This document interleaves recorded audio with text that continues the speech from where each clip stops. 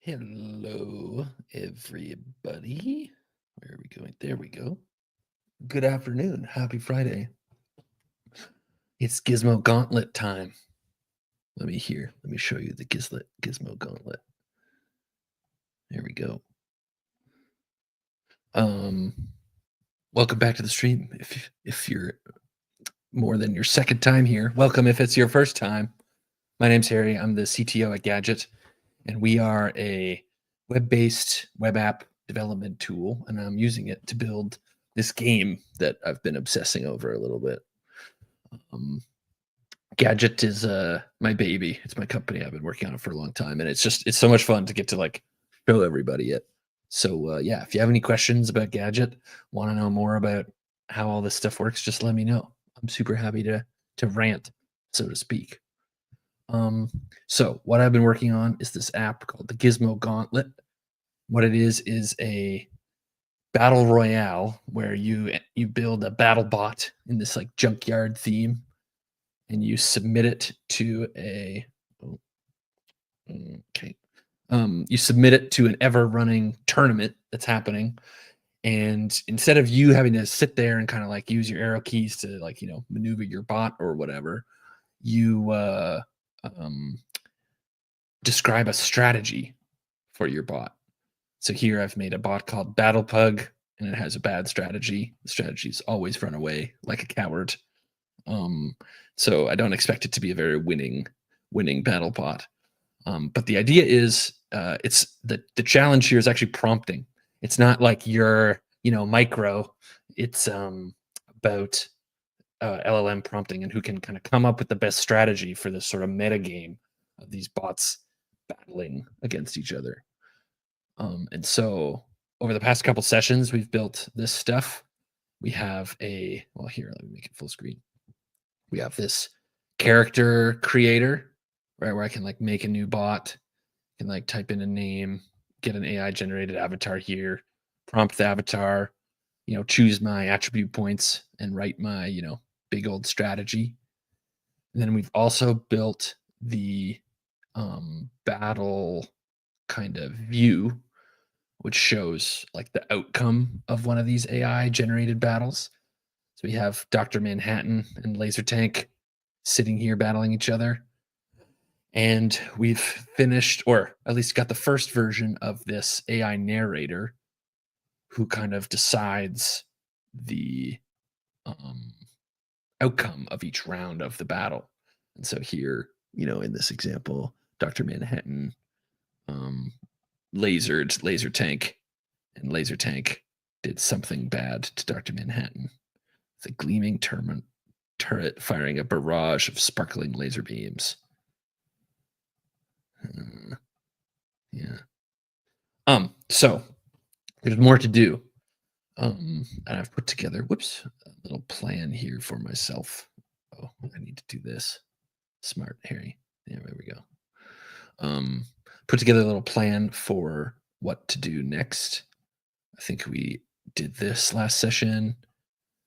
We got at least the basics of all this stuff done.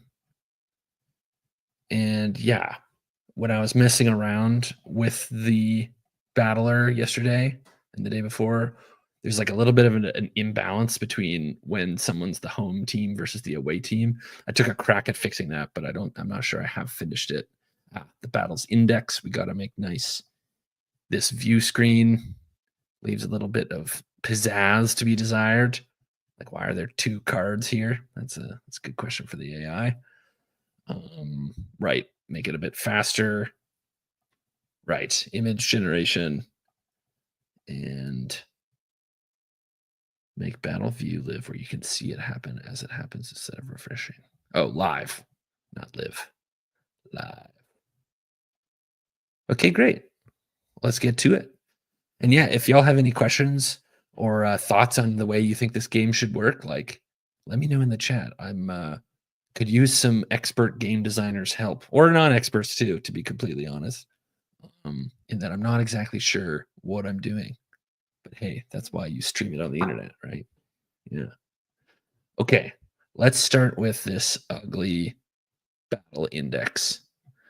What this is using a really wonderful starter feature for Gadget called the auto table.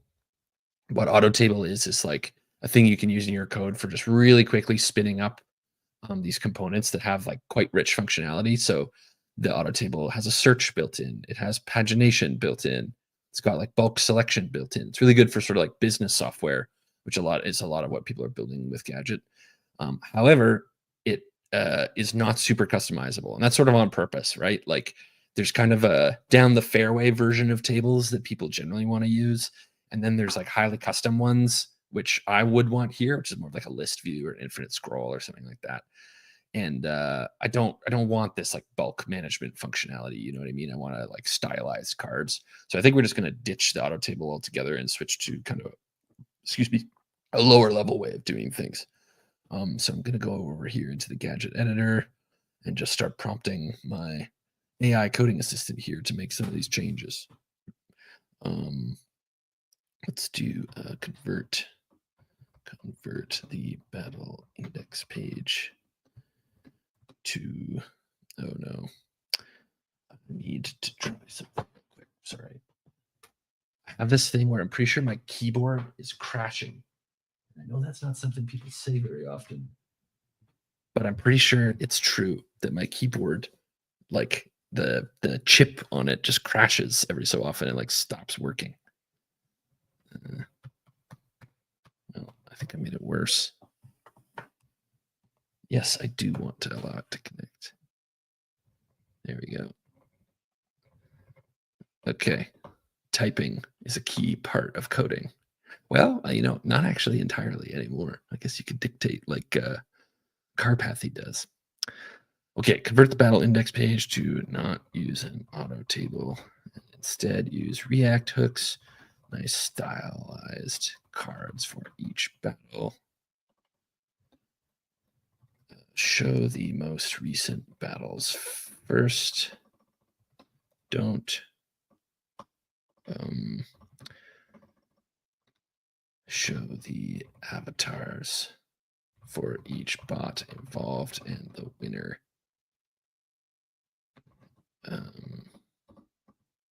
In a cool, exciting way.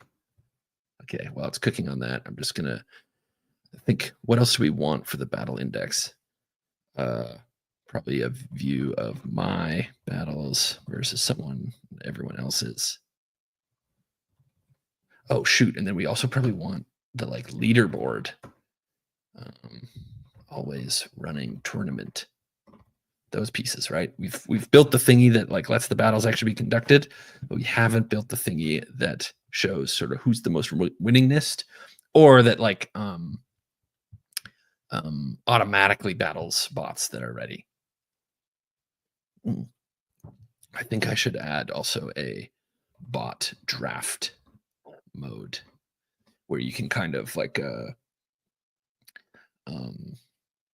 train your bot in the dojo. What's a better way of putting that? In the hangar. Yeah. Where bots aren't participating in tournament yet. Yeah, we need a leaderboard and the enter bots into battle. Oh yeah, and then I also really want to do an ELO. Like this is like a nerdy measure of one participant in a tournament's rating against others. Like when you hear about rated chess players, that's what they're measuring is their ELO. I think it would be fun to be able to talk about Battle Pug's ELO. So, okay, big list, but guess what? Gadget makes it easy. We're off to the races here. Okay. Very good. Very good. Oh, it's still streaming here. I see a lot of badges coming in, which is, I'm sure, the AI's response to my demands that it be exciting. That's avatar fallback. Who knows? It's crazy to me. Like, this is a lot of code. Like, here, let me make it this big. This is, I don't know, hundreds of lines of front end code. And like, I remember maybe a year ago, this is like way too much to ask one model to produce ever. Like this stuff has come so far so fast. I feel like I say this every time I stream and like talk about this stuff, but it's like so freeing for me to be able to just like bark out these orders and slam this in, you know? Okay, and then the AI fixed some of its type errors. Now let's have a look. Oh God, it's horrific. I think it probably did like a flexi layout. Yeah. Thanks, the AI. I guess I should add that to my plan. Responsive. Boring. Okay. Nice. Make the card background not hideous color. Layout one card per row. Make the avatars much bigger. Yeah. I guess I could be looking at this inside the editor, which is much nicer. Close these.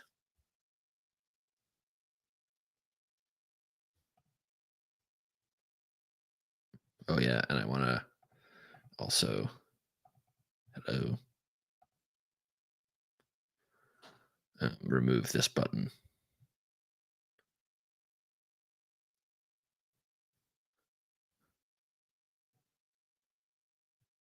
I feel like we maybe need a AI title generator. These numbered titles are really boring, you know. But if it was like Laser Tank versus Doctor Manhattan SmackDown, I feel like that would be well. At least I would enjoy it more. Yeah, quick replies. Make winner avatar sparkle for sure. For sure, we want that.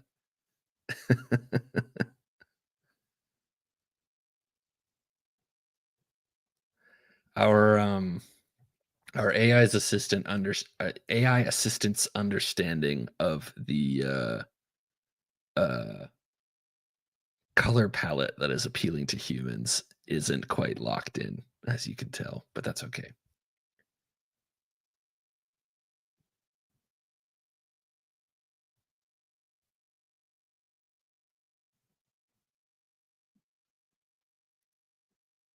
What are these sparkles it's making? It's so dumb.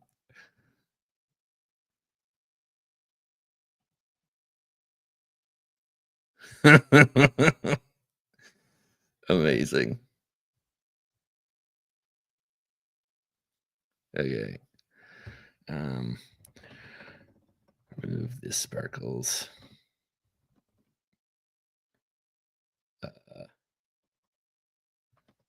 Battles index. Remove the winner banner and sparkles at the bottom of each battle card. The sparkles to the avatar of the winner, and make the avatars even bigger. Use a sticker styles slanted tag thing to indicate which player won. I suppose I could have given some feedback about the colors too. So is that a button?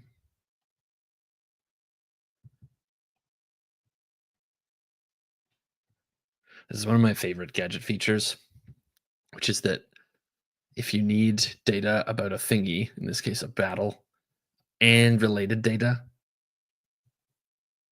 you can select it all at the same time. And so this is like a type safe selection where this thing sort of knows like I got a alpha bot, a winner bot, etc. You know, and then down here in our like TypeScript, we can really safely refer to all these pieces. Oh, maybe not not that safely. What's wrong about this? Excuse me.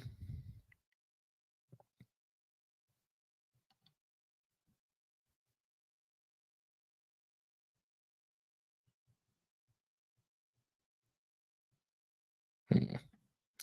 I feel like it's done a naughty and not um, it's made this very repetitive, but let's just accept it. Okay, factor out shared. Whoops. Factor out a shared component to show the sparkles that wraps whichever and winner stamp uh,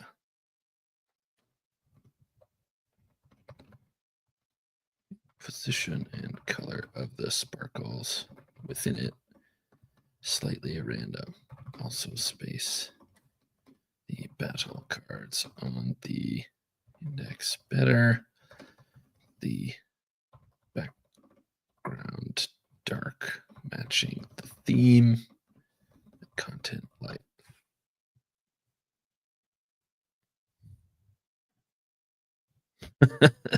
Here we have a bug. The laser tank. Oh, I think that's because it battled itself. Oh, this is another thing we should probably do is ensure. Well, actually, is it important that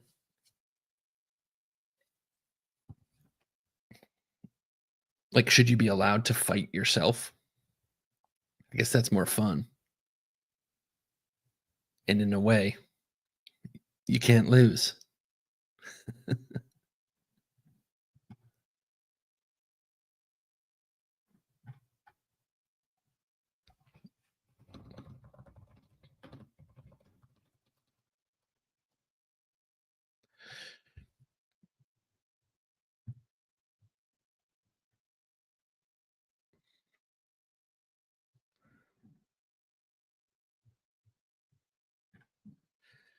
Okay. Um,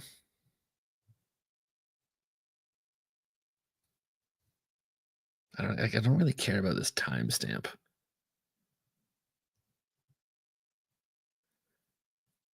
or the status.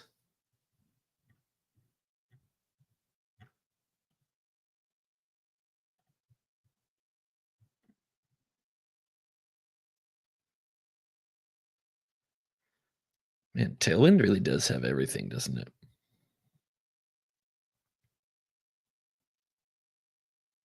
Although this is suspect, Mr. AI. Why don't you just use a Tailwind class for that?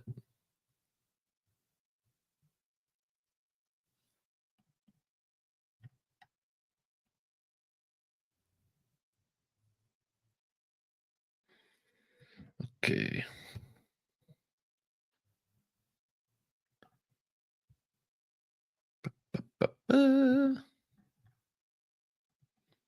This thing seems to be struggling a little.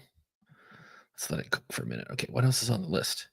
Right, the home away balance. Okay, I'm just looking at this. You can see the one on the right wins literally every time. But is that because of the layout, like the code in the card, or is that because the one on the right wins every time?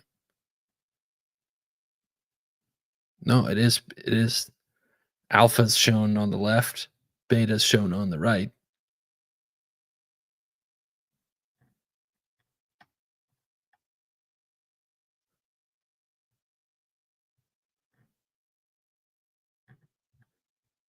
This seems to be broken.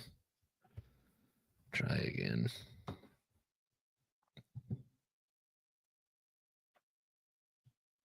I think we should also change like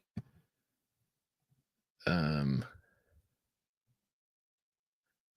change this data model a little bit. So right now we have two belongs tos, and this is like a gadgetism for creating like a relationship between two records where I can say a battle has an alpha bot, a beta bot.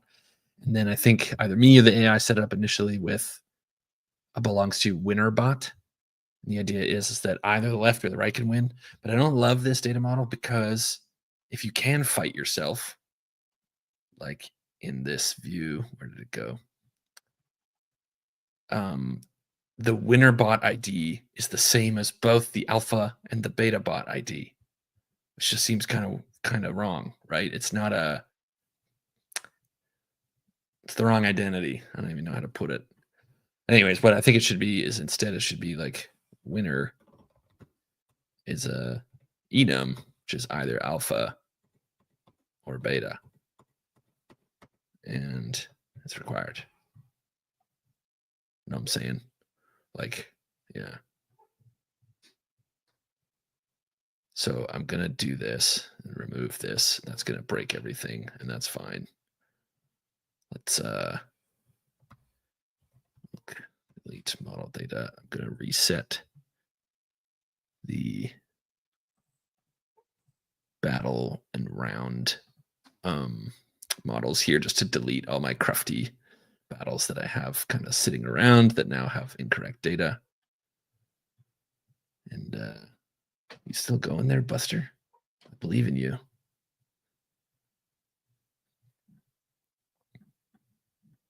Internally, the AI at Gadget's code name is Jenny, Genny, short for generator. But we also have an excellent employee named Jenny, and I don't think she likes it much. So we don't call it Jenny as much as we can. Oh, right, this is going to be broken. Okay. Update the battle index to refer to the winner enum instead of the winner bot ID. And then in my actual battle conductor here, I'll make this code a little bit bigger. We need to change this. Winner should be alpha or beta.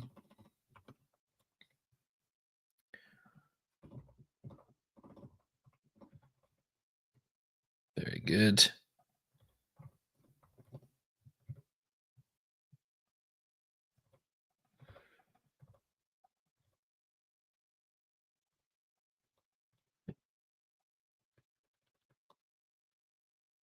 And this will just be an update to set the winner to the winner.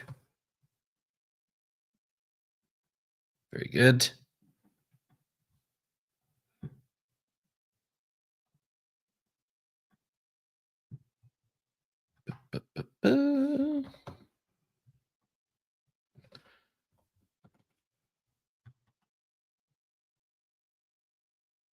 Sorry, folks. I'm just making sure everything's good with the stream. Okay, I'm back. Okay, so we've got a battle conductor that sets the winner. I think I probably introduced a whole bunch of type errors here. Yeah, that's right. That's right. Let's just smash that in. And then I think I also need to date the battle show page the same way.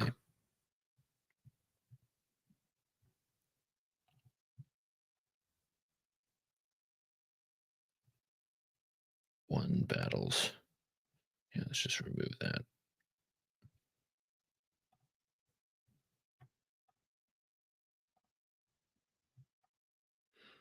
My type checking is very out of date here. We'll give it a minute. It'll figure it out. Okay.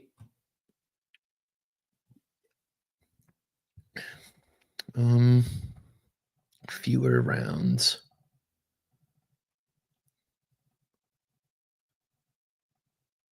Right. Okay, once this is done, let's run some test battles. And then we'll see if the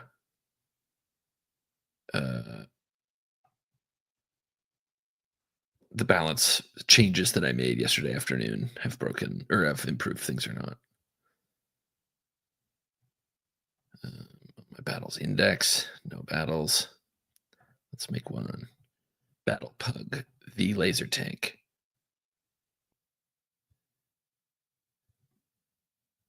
Redirect's really slow. Or broken?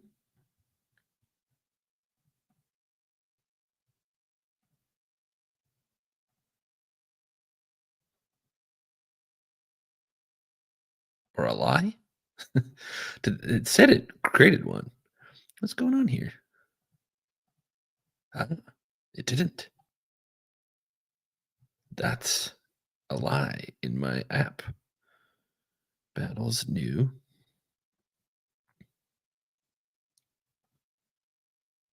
I think maybe I'm dumb. I need to throw there.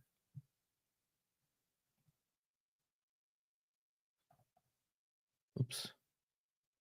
Unexpected new line after throw. I think that's just HMR didn't kick in fast enough. Battle is invalid. Oh, winner is required. Duh. It's not, can't be required. Silly me. We don't know it out of the gate. You didn't catch that, chat. Useless.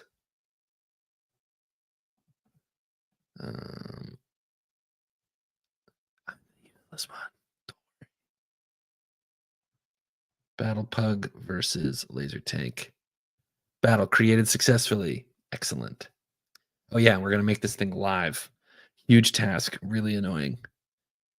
Battles ID index. We'll make this live. True. And we'll make this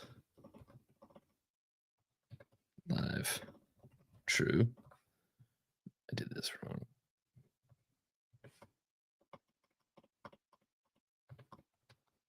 Live. True. Perfect.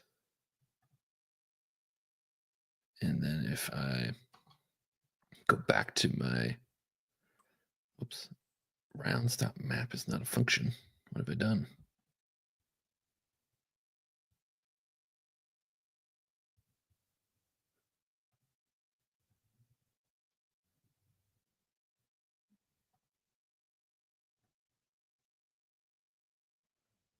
Oh, this is stupid. I'm stupid.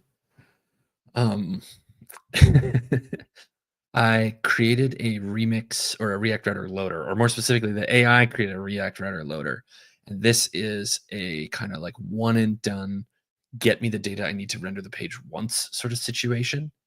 But what I want here is not a one and done. I want a kind of like forever updating view of the battle so it automatically refreshes. So I think what I've messed up. When this is live true, this returns an async iterable, which is like a stream of updates to the battle, which makes sense. That's what you want if you want to kind of like iterate the stream. But before, or the call style is not that, right? This is like, excuse me, just get one record and return it. So I'm going to remove these and then just ask the AI in maybe a new conversation here. Change the battle view page from using a React Router loader to load data once.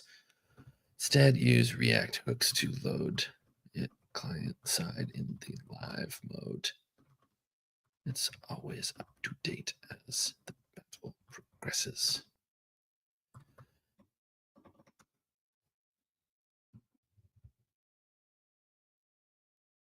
Nice.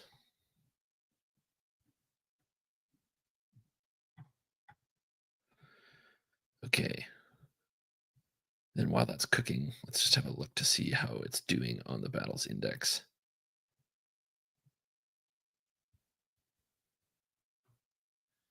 That looks better. I only see one sparkle though. And no battle and no laser tank avatar. So that's not right. Let's start a couple other ones though, so we can test the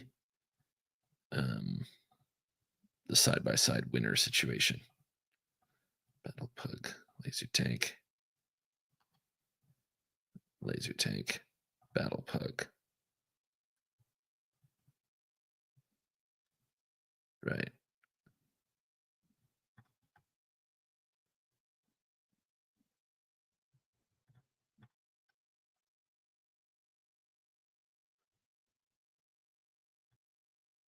Okay, and if we go look at these, loading battle. And see that? Oh, see that round pop into view? Dope. That's dope. That took me and my team, I don't know, 9 months to make work. That's friggin' one command to the AI and then one, like, super nice real time, super scalable thing. Gosh, I'm pleased with myself. Sorry. Okay. Um, show a loading indicator at the list of bottom. List of rounds. Battle is still underway. Still running.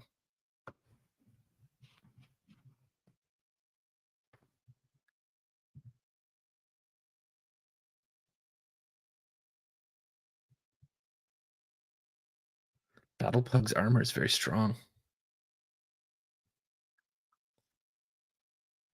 Very strong indeed.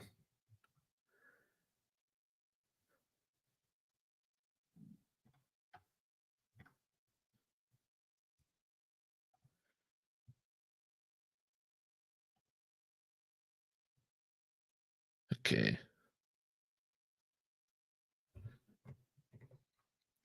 Da, da, da.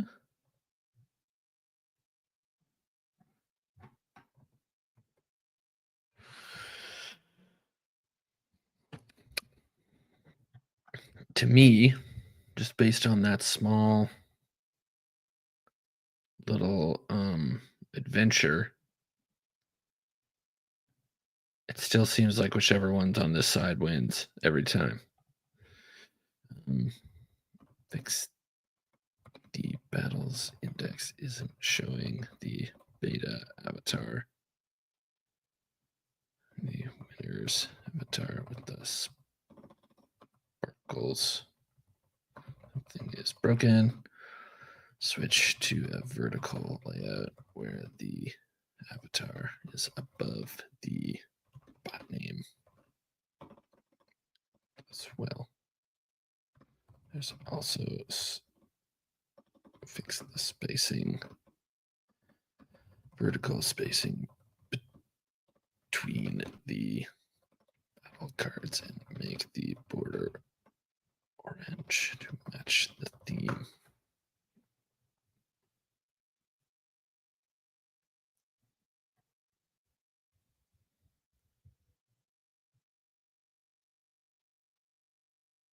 I think I also, yeah.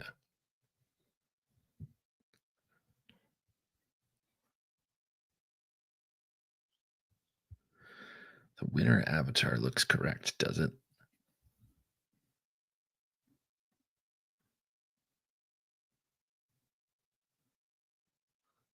Where's this avatar URL coming from? Oh, it's a prop.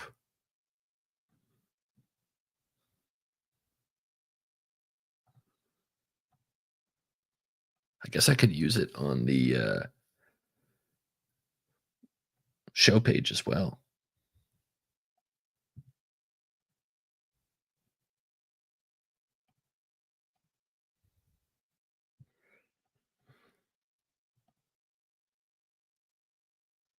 Ba-ba-ba.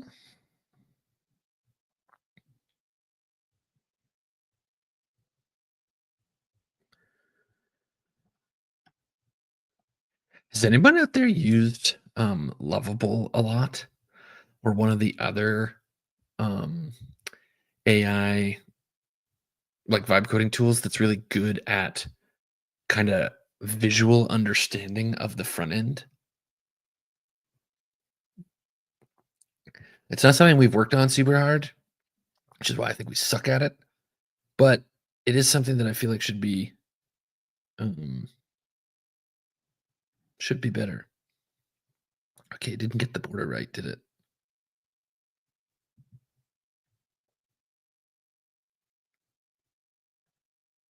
Battles index. I think I want to remove this. I also want to remove this wrapper div.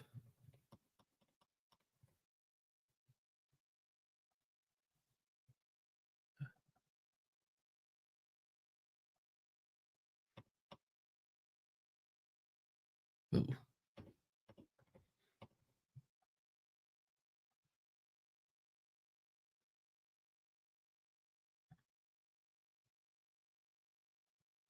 Boom-ba-doop-a-doop. I find Bolt is pretty context aware when asking about front end stuff. I see. I wonder if they're like sneakily giving it a screenshot or not. It's probably really token expensive if they are.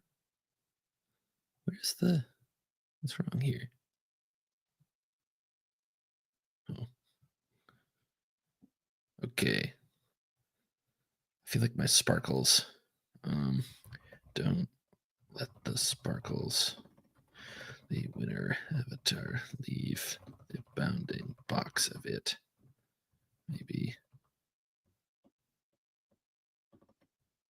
And make them a bit smaller.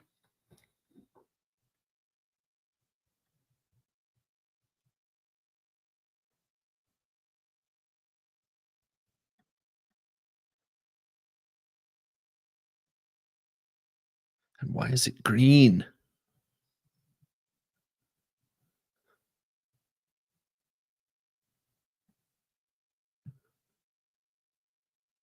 Emerald.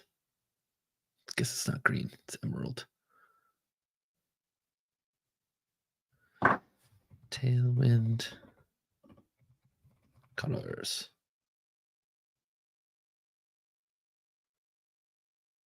How about this one? Amber 500.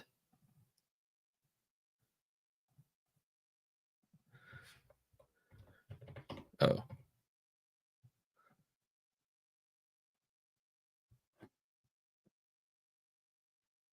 Yeah, that looks good. And then, yeah, why is this layout still so busted?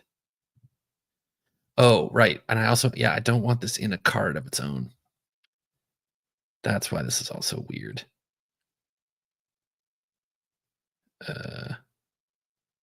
Yeah, I think we can just zoop. Like the page is kind of the card here, you know? Oh, I messed that up. I got rid of the title.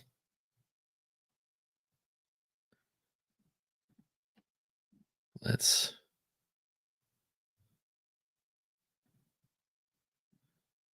Oh, this is so annoying.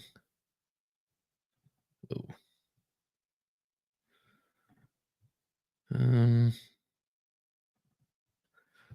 Put H2. Let's keep it simple. Then no card header, no card, but still a div.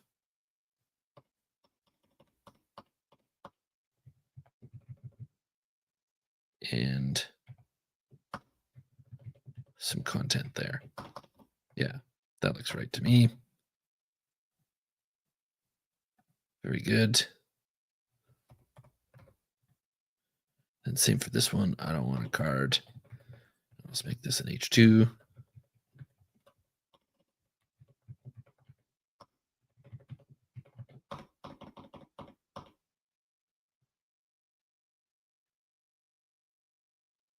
I guess I need a wrapper of some sort here.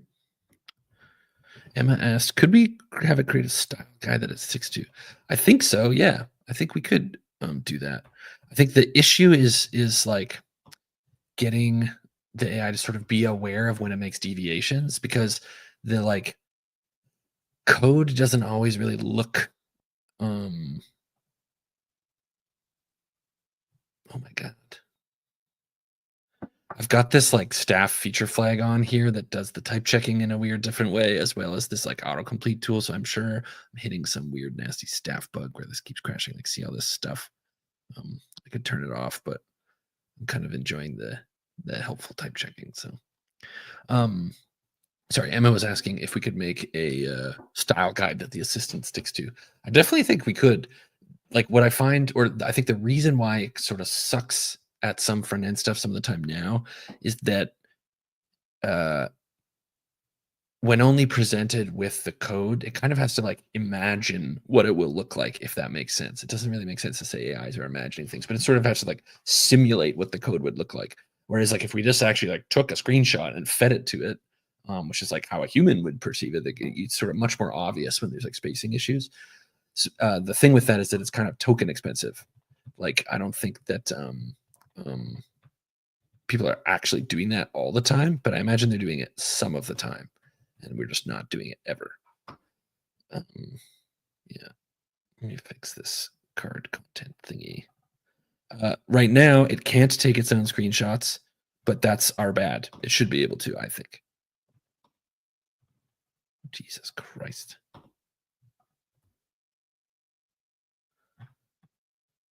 Go away.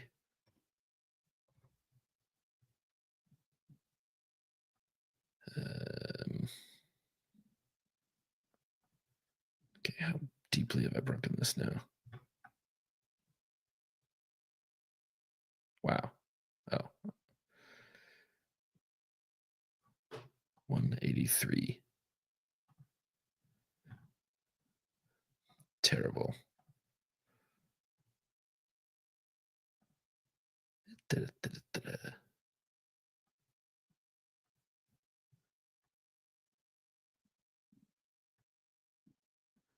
This is where I really miss code folds. Right. Okay. Great job with the sparkles. Kind of looks a bit weird, but we'll take it.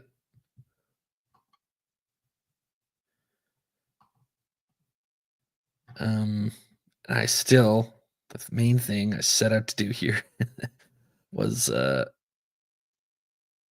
fix this Gedang list of battles to have nice spacing between it. Is that really so hard? Battles.map space Y4. Do I need to make this flex?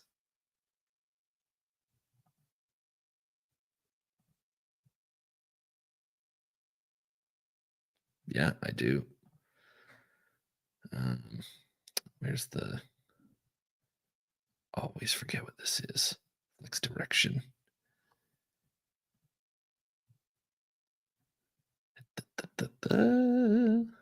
Flex direction. Is that right? Flex call.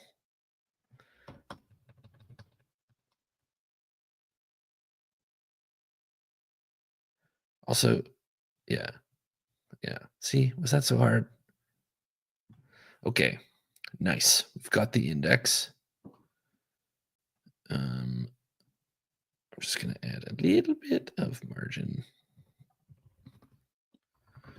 Little bit bottom margin to the header on the battles index page. And now we arrive at the actual guts of the problem, which is that the one on the right always wins. Beta always wins.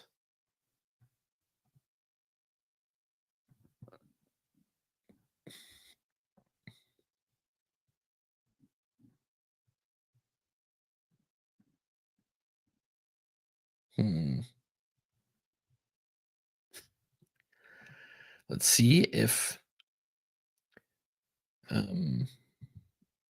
it's like a stupid bug. Where can I find the trace here?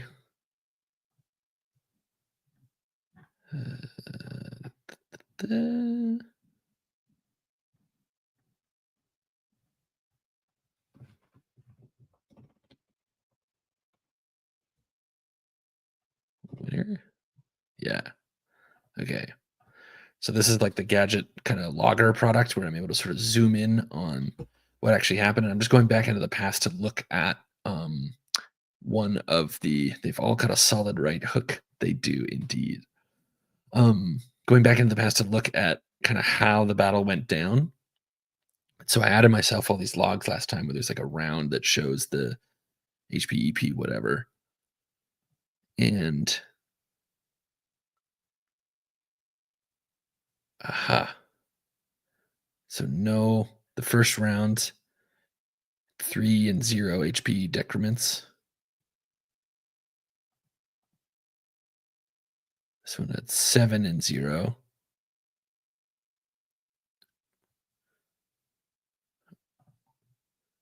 This one had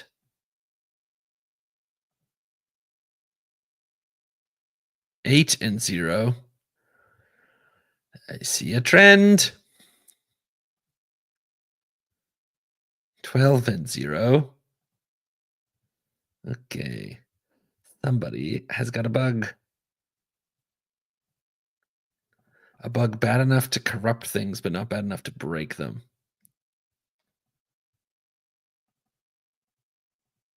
This looks right. Oh, that's wrong. There it is. There it is. This one is an H, and this one is an E. I have bungled it. Silly me. Okay. So just to explain that, I typoed when I was refactoring all this stuff, and I made it so that the alpha HP was decremented by the EP decrement every time, instead of the HP decrement. Let's just double check. I had to do a bunch of weird stuff down here when I was balancing as well to try to like not make the narrator interpret alpha to mean like big, strong, and beta to mean like weak, puny. So I renamed them to player 1 and player 2. But because of that, and because I've been using like the alpha convention everywhere else, which is honestly silly. Yeah, so this is HP. Very good. HP. EP. Excellent. All right, let's run bulk reset. Oops. Bulk reset. Bulk delete. Let's reset our battles again and then run some new ones. Hello.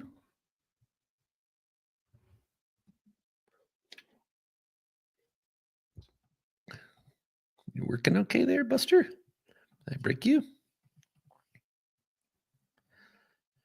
Battle Pug v Laser Tank. Laser Tank v Battle Pug.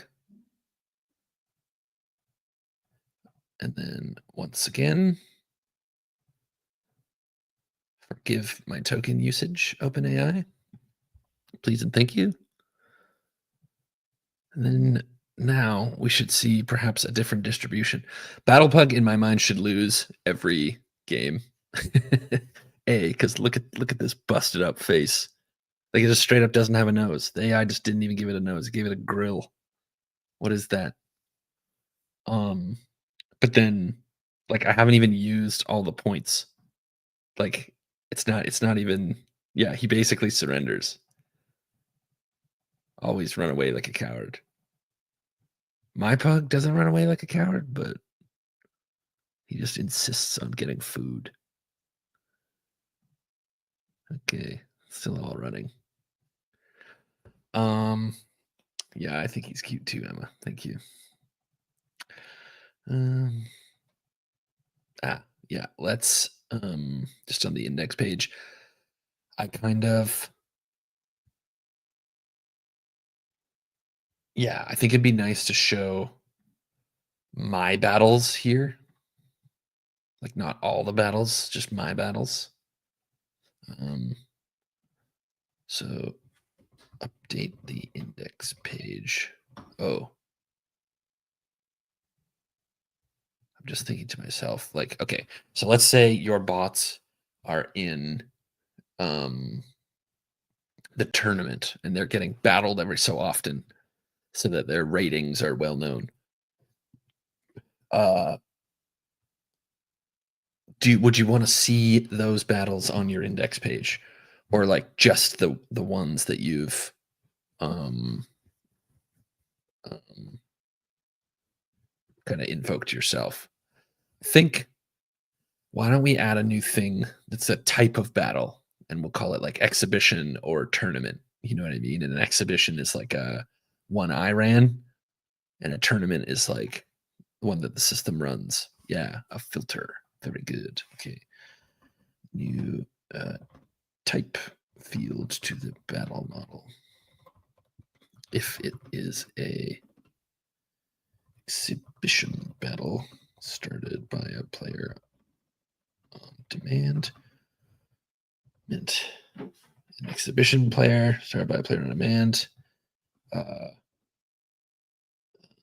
training battle started. It's gonna be faster for me to type this part at least. Type enum training exhibition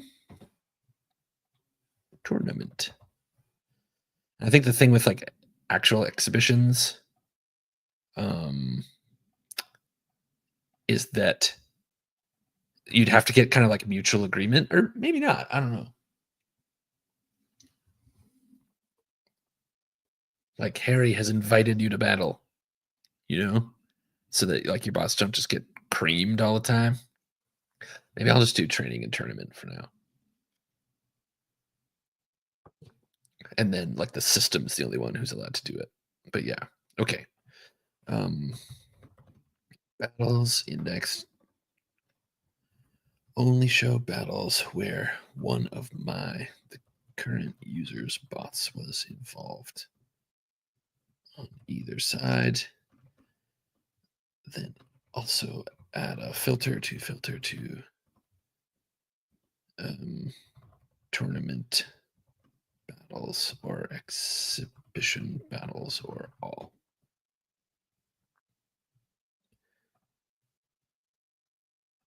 And we'll just mark all these ones as training so the system doesn't freak out. Very good.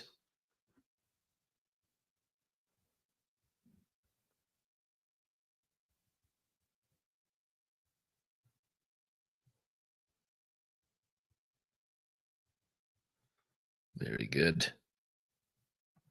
Okay. No bulk management, no action buttons, view my battles versus everyone else's. Right. I think I'm just not going to let you see everyone else's.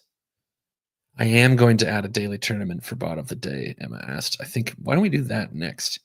I did this. We can do this stuff. Yeah, let's do a freaking tournament and a leaderboard.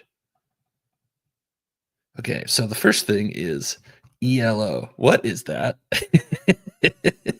I know that's the word, but how, Harry, measure or make? You know what? I ain't reading all that. Let's go to my old friend ChatGPT here. Given a pool of tournament participants of unknown strength, what's the best tournament format algorithm to identify ELO ratings for the participants? Don't really want to do a playoffs, a single elimination style thing. Want to get an overall assessment of strength.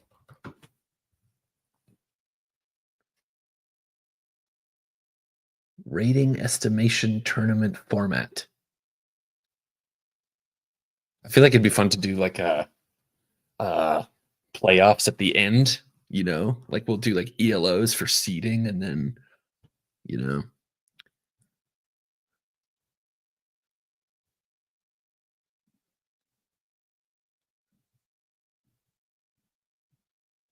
Swiss style pairings.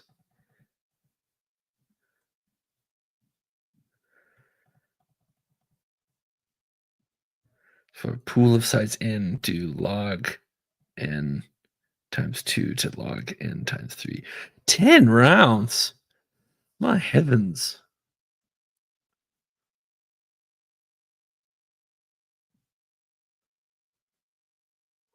Oh.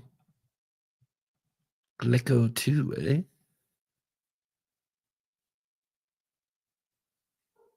Active match scheduling.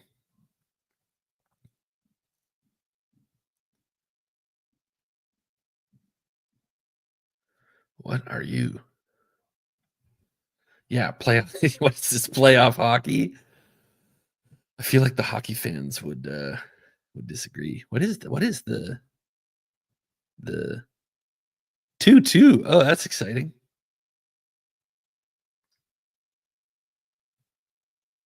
Wow, a lot of goals too. It's an exciting time to be into tall men putting ball in bucket and or short men putting puck in net. Very exciting time. Me, I'm more stoked about friggin' Paige Bicker's career high performance. Where was that? 32 points or something? Man, she's awesome. Anyways, Glico 2, eh?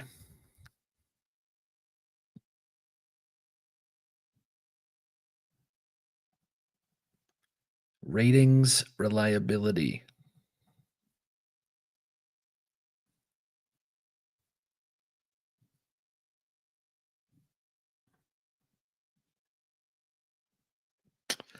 Oh man, I get this amazing feeling every so often when I see these kinds of things, which is I got 100% read all of this, or I can go over here, I can click this button, and I can ask someone else to sort out all that nonsense. I bet you that's all super interesting, very textured, very um, you know, riveting mathematics. And I, for one, I have a stream to finish. So I think what I'm gonna do here is make here I'll ask the AI to do it. Make a new tournament model and join model from it to bots for them to participate in the tournament. Include a rating, count of the games played so far as a computed field, a participant, as well as numeric field to store Glico to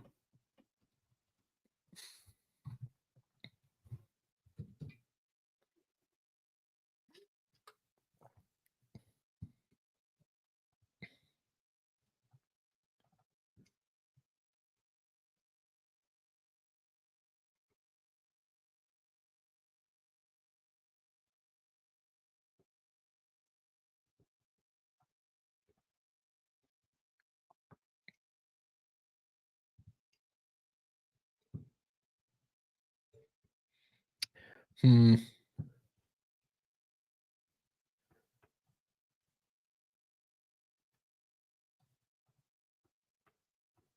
I feel like to use this formula, I'm actually gonna have to make some unpleasant assumptions here, which is like, how long does it take to establish a rating? So maybe I should be using yellow. Hmm.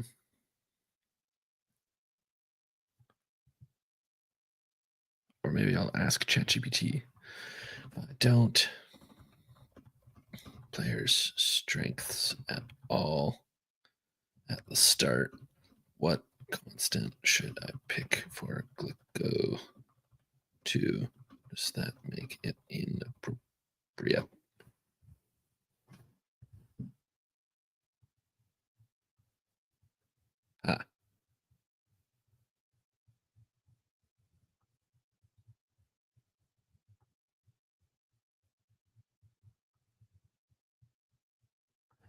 Ah, okay.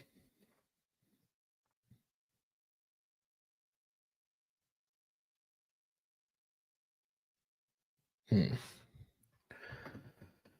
Makes sense to compute the rating within the scope of one particular tournament. And doesn't that stress the volatility constant?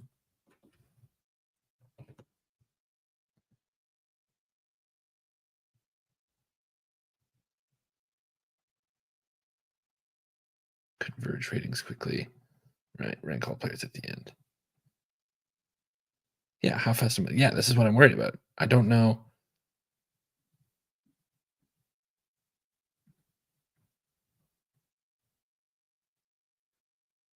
If your only goal is accurate rankings, Oh, that's what the 2 is in Glicko 2. That's fun. AI League contexts. Aha!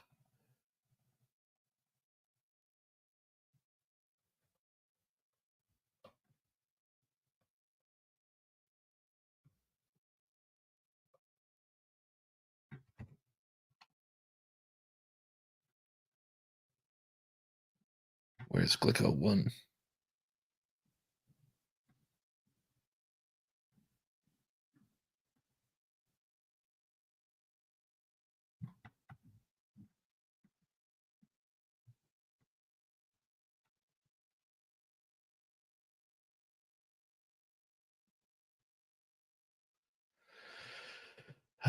Boy.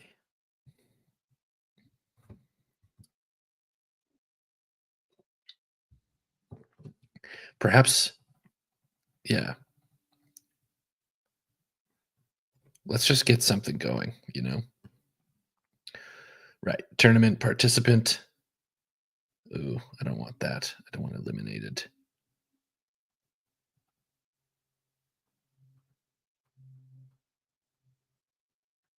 But I'll just go and delete those. And tournament bracket type. Yeah. I guess entry fee. Thanks, Mr. AI. You're thinking about pricing this. I, for one, am not. Prize pool. Yeah, that's a little overly ambitious. Okay.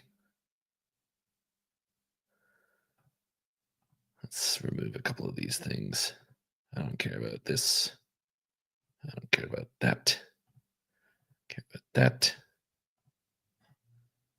Status. Yep.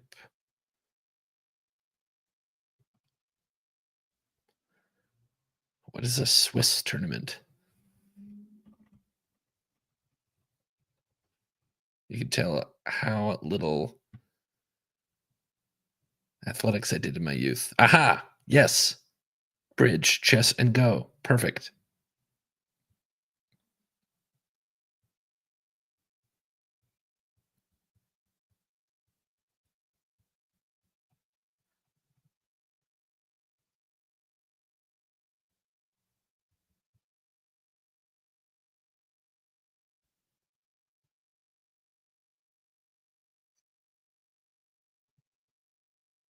Right.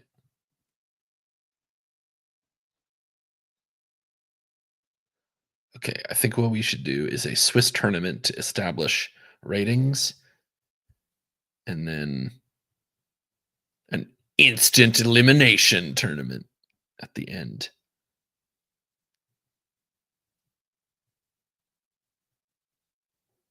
Based on those seeds. So I think I'm just gonna always do it like that for now. So I'll just remove the status type there. And then participant. Yeah, games played we want. I don't know if I want to model it like that right now. I guess if I am planning to do an eliminated, we can do it that way. I don't think I want a seed. Don't think I care about that.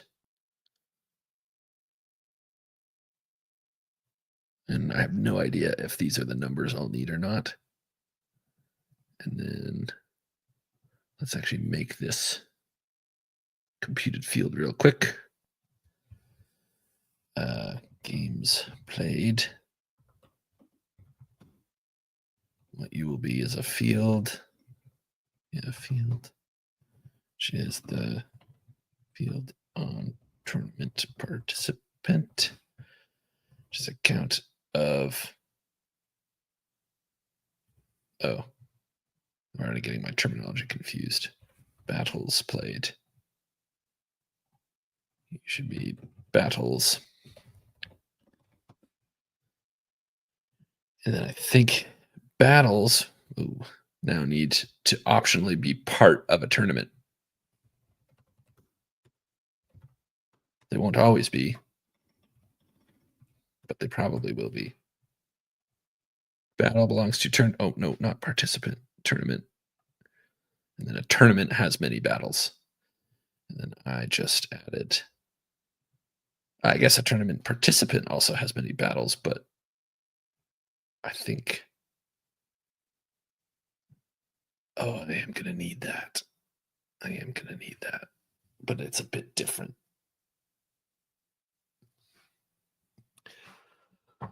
Um, like I'm just thinking at some point I need to go like get a list of the um battles that were played in this tournament to compute all the ratings. And to do that, you can kind of have been on either side of a battle.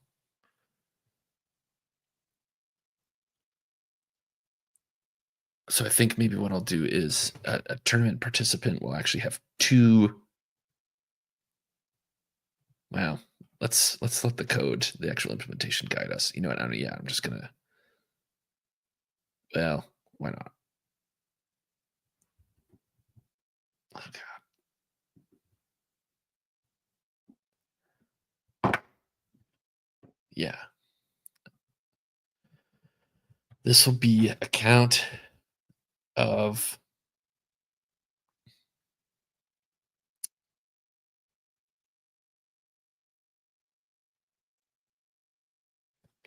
Gonna delete this until I need it. At which point, I think I'll have a lot more information about how to do it right.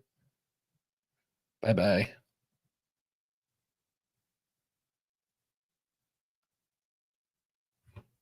Okay. I've never implemented anything like this before. This is going to be kind of a challenge for me. I'm excited. Like how to make them all like face off nice and sort of good. Because it's this like very asynchronous, challenging thing where you sort of have to run a battle, wait for the other one to finish. When they're both done, come up and do the thing, you know? I have faith though. So let's work on the back end to start a tournament in the first place. Um,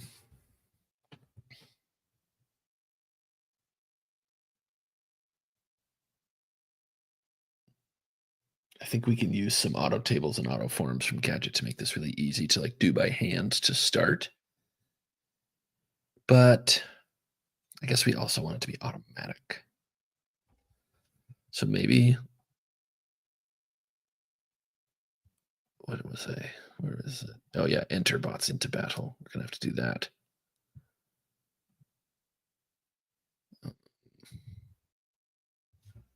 Ready for battle. Boolean. False. This means you're eligible for tournament play. Um, the bot index and the bot create edit and the bot form to allow editing of bots ready battle status either, which either enter it or remove it from ongoing tournament play.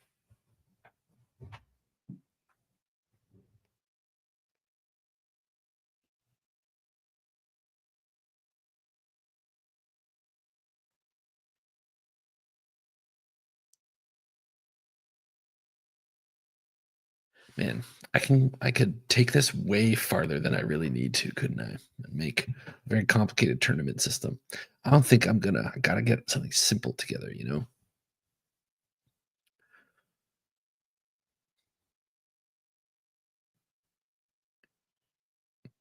That said, when the build of this app is done, the next one we're gonna do is a clone of the DocuSign app. And I won't lie, I'm having a lot more fun doing this than signing PDFs.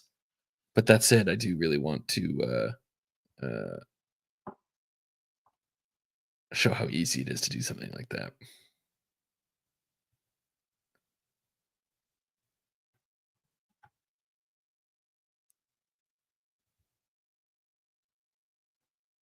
Okay.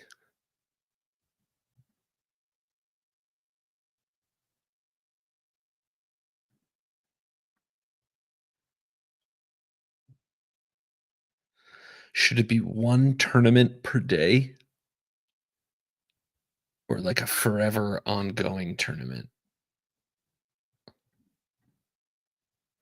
I guess since this is made up and the points don't matter, it doesn't really matter now, does it? That was a Who's Line reference if anyone caught it.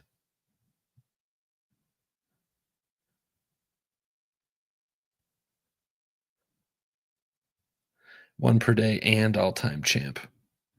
Yeah, I agree. Okay, so I think what we actually need then is like a rating system that's always running on the bot, where it's like every battle you've ever been in gives you a rating.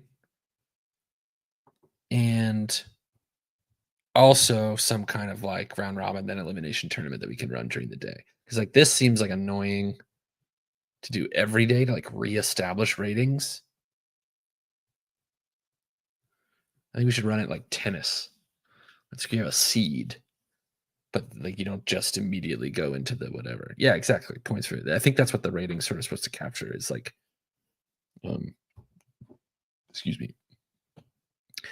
I ate a lot of pizza very quickly and then biked home to start the stream, and boy, things are happening. All sorts of things are happening. We're working our way up in this world, the internet. Uh, okay, that looks good. Can I edit a bot to add it to the battles? Um, the bot show page 2.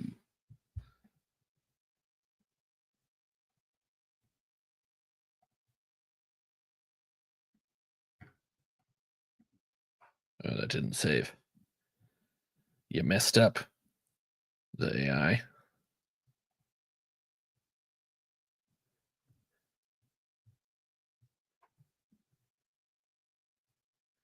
Let's have a look at the bot form.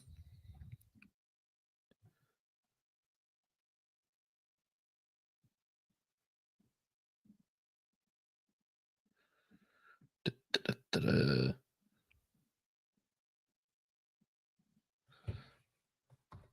Ready for battle.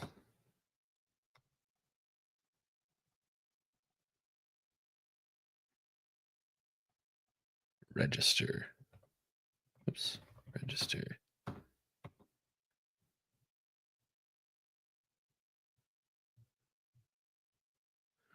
So this is using a popular library called React Hook Form. And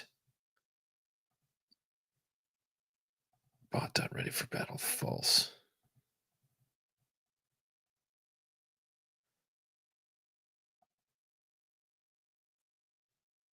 I can't. Oh, or oh no, that looks right.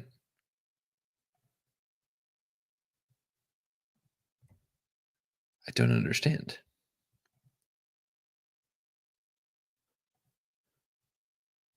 Not ready.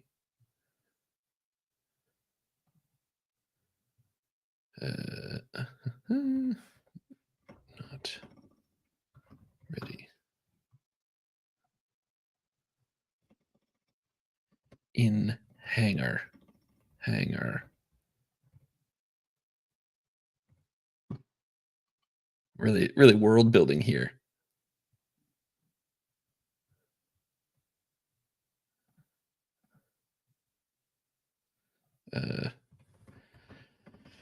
Tournament status to the bots index as well. Describe bots as ready for battle. Ready or in the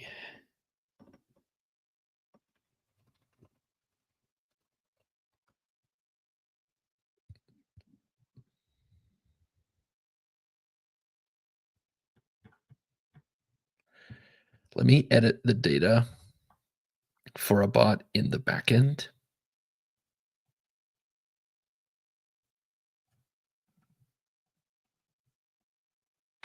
And see if the form correctly shows it then.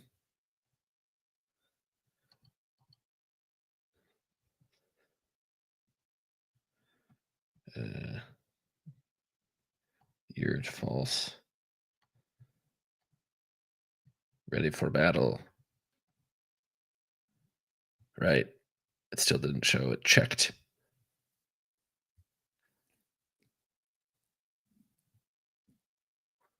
That's okay. I see like a nice color effect we could do here too, like where you check the checkbox, this goes green and nice.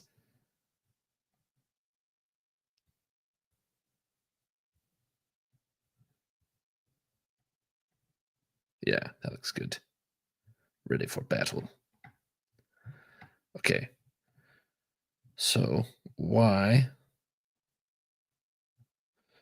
update the bot form? The ready for battle card. The nice current lit up green when checked. The default colors on the page when not checked. Add a subtle CSS transition when the box is checked to the nice colors. Now, as far as I can tell, though, everything about the registration of that input is correct. Maybe it's that it's a checkbox.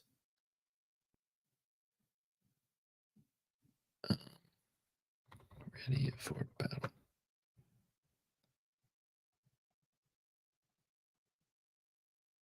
You know what I mean? Checkboxes work a bit different than inputs. React hook form checkbox.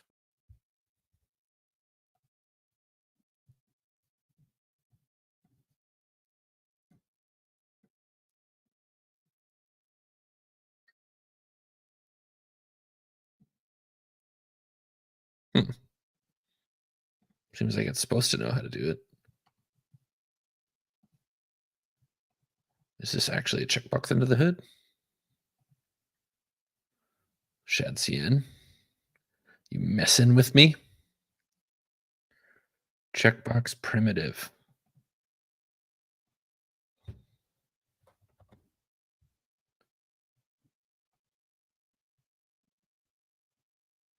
Checked on checked change. You silly goose. Why would you make this a different callback name? I bet you in Gadget's auto form code, we handle this in a really specific, annoying way, don't we?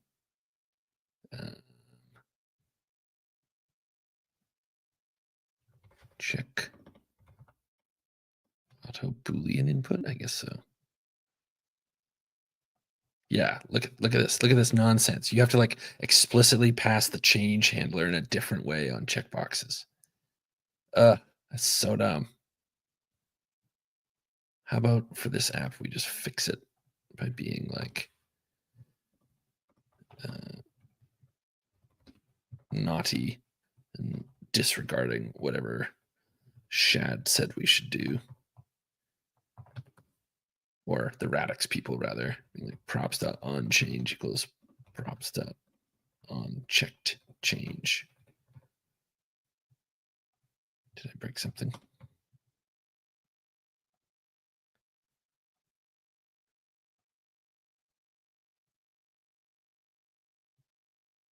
This is probably dirty. I think we're probably not supposed to do that, but let's see if it makes a difference.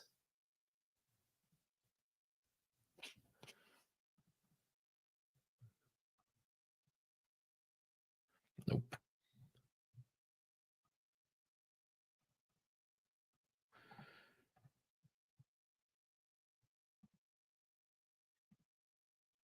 Okay, I'm just gonna break open the old console here. Okay, no errors when we're clicking it. And I'm going to just console.log the form state every render. And that'll let us see if it's actually being changed or not. Ah, frig. The form state thing is so annoying because it's a proxy.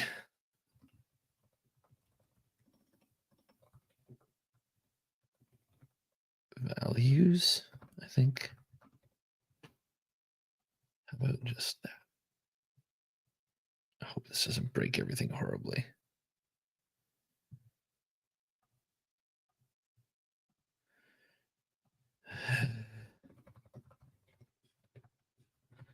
Computers.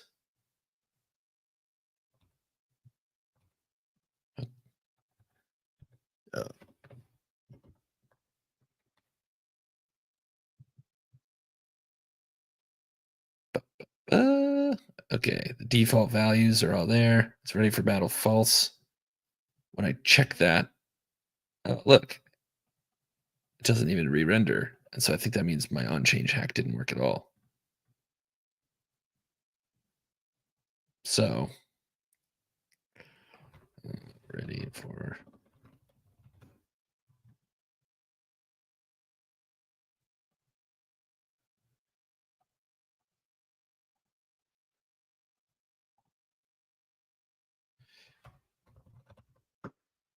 checkbox.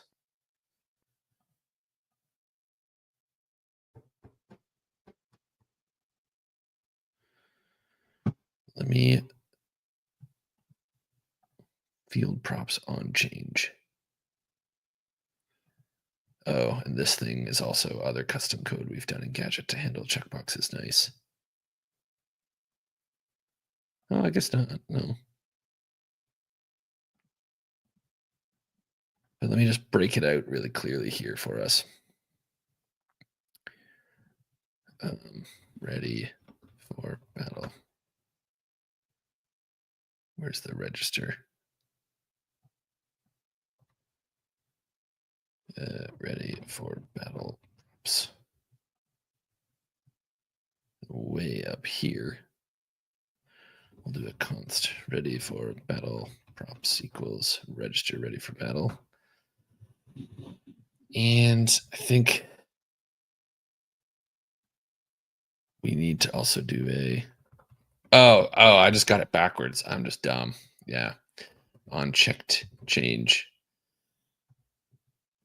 is to do a is it radix checkbox? What does it get? On check change. That's not helpful. Checked Boolean. Okay, nice. Value ready for battle props dot on change value. So this ready for battle props is what like React hook form returns, which is all nice and consistent. It always uses on change hooks. That's like what the friggin' entire actual DOM elements behind the scenes use. But this special Shadcn component takes on check change instead of on change. So we need to like proxy it through and invoke it. That's unfun. Right. Cannot read properties undefined of name. What?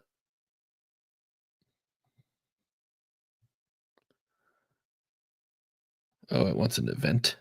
Shoot. How do I get an event?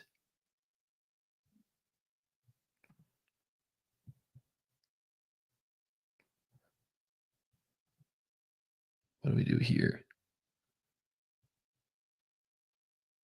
Yeah, it doesn't need an event.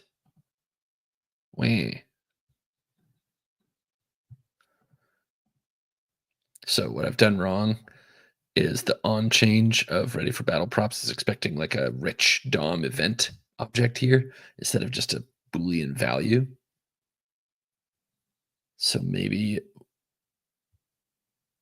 I want something different. Integrate with controlled inputs.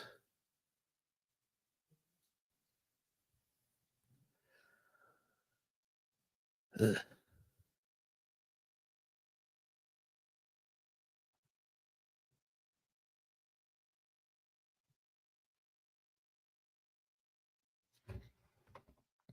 Forgive me, everybody. I must Google.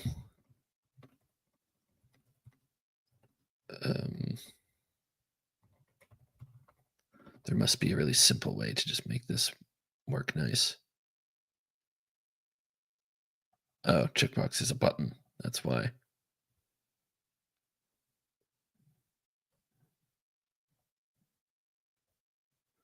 Uh,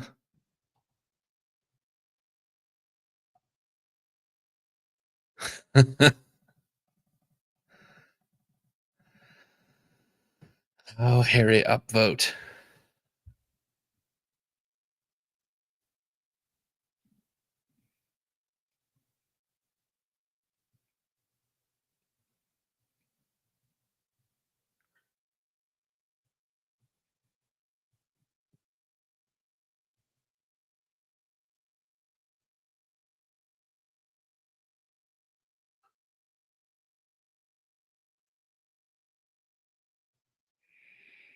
I wish someone had just pasted how they fixed this. I think what I just need to do is use the React hook form imperative way of setting form state. I forget what it is. Um,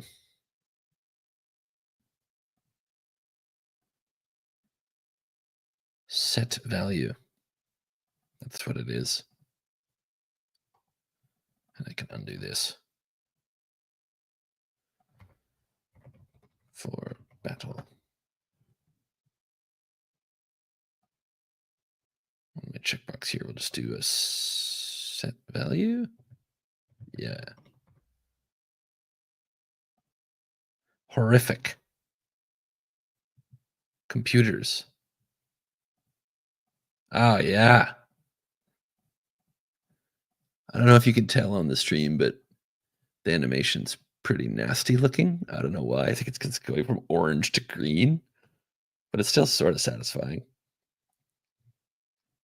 Did it save? It did. Oh, but it didn't load right.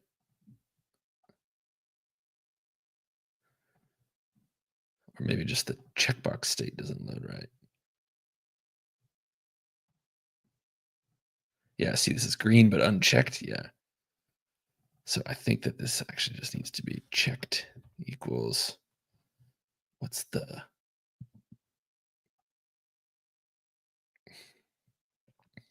where's watch?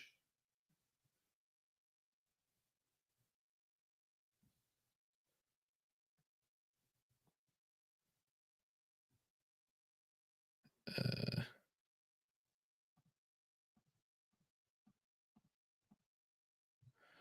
get values ready for battle equals true.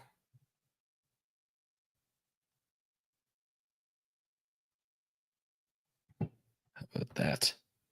Oh, I need to dereference it from the big old list up here. Or what's the difference between watch?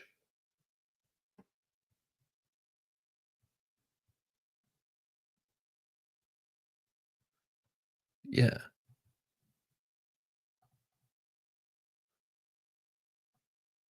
Oh, I want watch. Dum dum.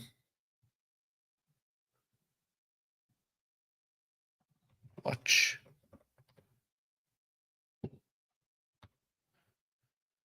You gonna work?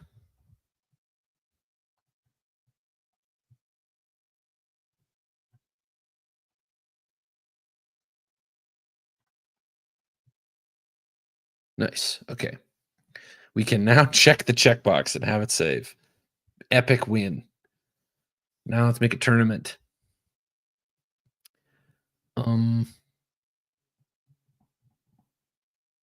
I'm gonna ask the assistant to make me a really basic UI for like administering it.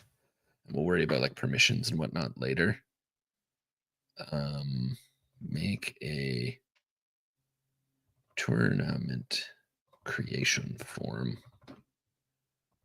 Allows selecting a list of bots to participate in the tournament.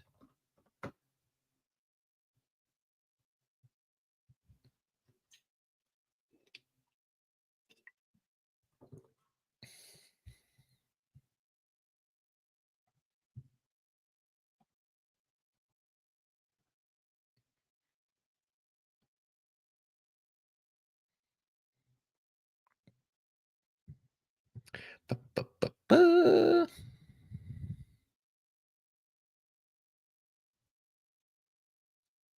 Why are you looking at the checkbox, Mr. AI?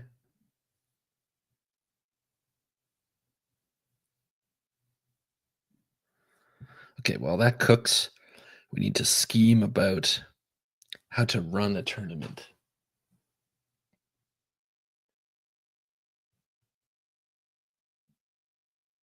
I guess we could map it out here. That's done. That's just done.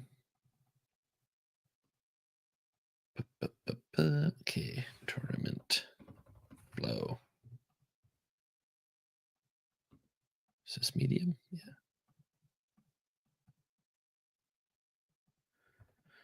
What you're going to be is the process. Tournament has a list of participating bots. Tournament. It's called seed round. Wimbledon tournament format.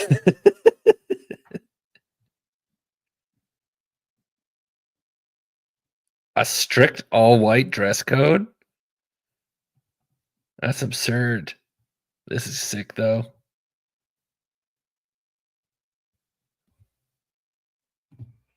Jeez.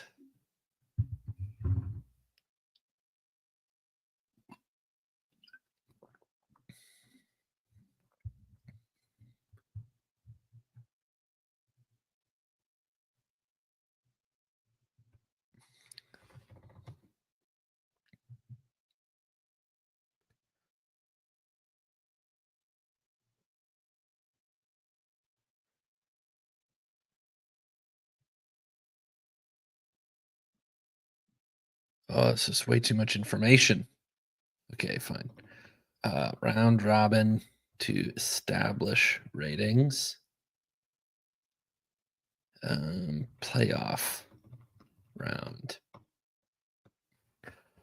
My aunt did I think it's like a recreation degree or it's something like that for her undergrad. Or maybe it's my mom. This is embarrassing. Someone in my family, one of my two mothers, is excellent at organizing tournaments. Literally has a degree in it. I should text them, but that means I have to figure out who it is. So I guess that's not an option. God damn it. Brain's too full of computer facts. Playoff round winner.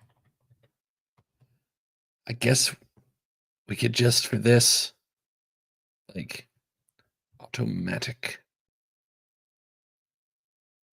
creation of all the battles at once. Yeah, I need to invite my mom to the stream studio. Insta play.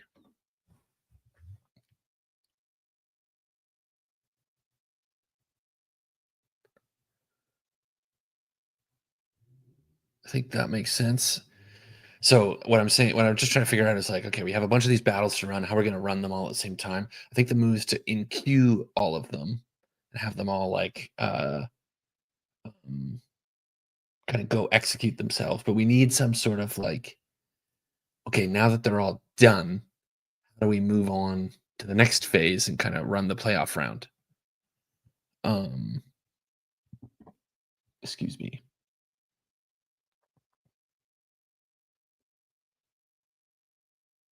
I think the move is to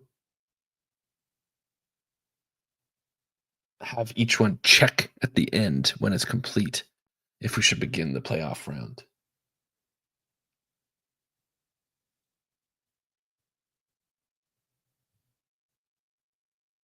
Yeah. Each battle checks if it's the last one. If so, triggers the next step in the tournament. And it would be the same for this one. Like automatic creation of all the first round battles Each battle checks if it is the last one, and if so, triggers the next step. I also detect a number of race conditions with this approach, right? If like four battles all finish around the same time, it's kind of hard for one of them to know if it's like actually the last one or not. But I think I see a good way to manage that. Um, yeah. So I have this tournament. I'm gonna say like we need a new action on it that I'm gonna call like progress or like next step, run next step. And its job is going to be like uh, executes the next possible step of the tournament. There is one ready to go. And I think I'm going to make it custom because it doesn't actually need to update the tournament itself. It's going to just like do a bunch of other stuff. And I'm going to make it transactional false. The reason for that is it's probably going to be long running. It's going to have to like make a whole bunch of stuff and run a bunch of other actions, etc., etc. So there's kind of a few different next steps during the seed round. Check if the seed round is done. If so, kick off the first round of the playoffs. We need a more thematically relevant word than playoffs. During the playoffs,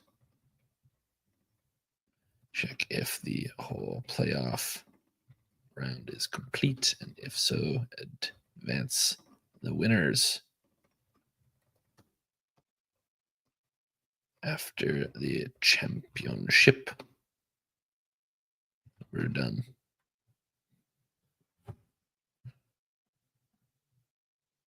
Status completed. That would be what it is.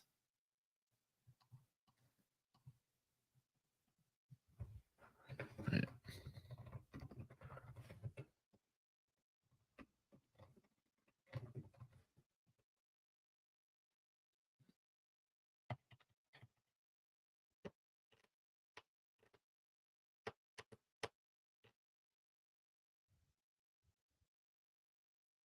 So what's the easiest way to go check if the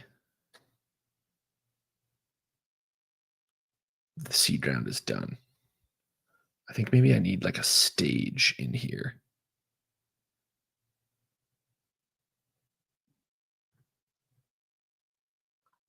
I think that would make it easier for me to kind of see what's going on.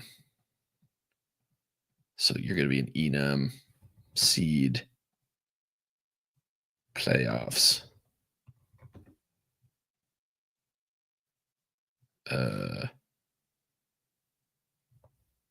Started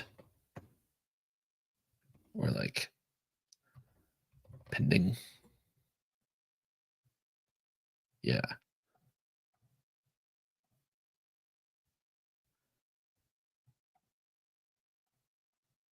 Every tournament will start pending, and then the first step will be kicking off all the seed round battles. And then somehow we'll figure out when they're done, and then we'll start the playoffs. Let's see if this tournament form worked. Oh, it didn't make a route. New tournament. Edit tournament route. This form.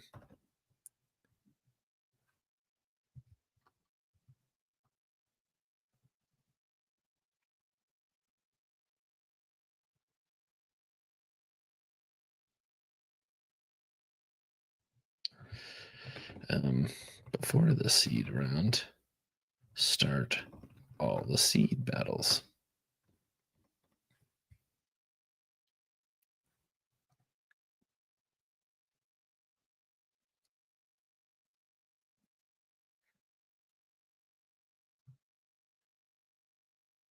Oh, it's going to add all the tournament stuff to the nav. I don't want that. Don't add the tournament forums to the nav. They're going to be admin only.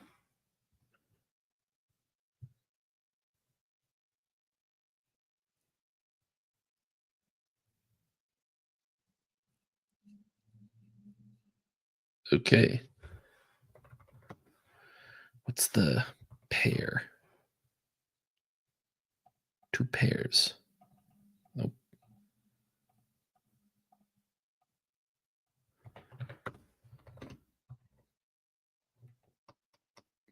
So we're going to do a switch record dot stage. What this is going to let us do is say when we are in the what did I call it?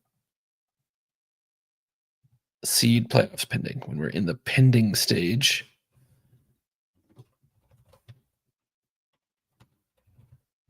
we want to start all the battles. When we're in the seed stage, we want to check if all them battles are done.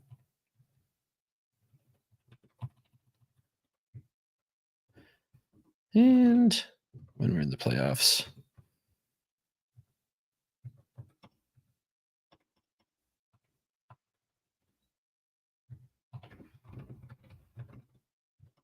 we may mark the entire tournament as completed. Oh, I'm going to make this higher too.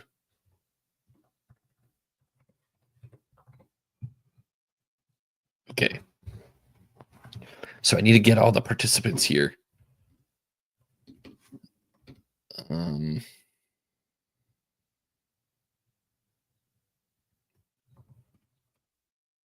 Bot find many filter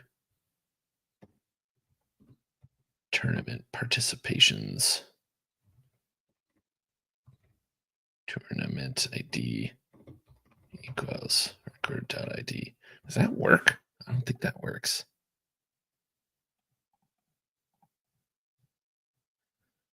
Tournament participants relationship filter. Right. Sum.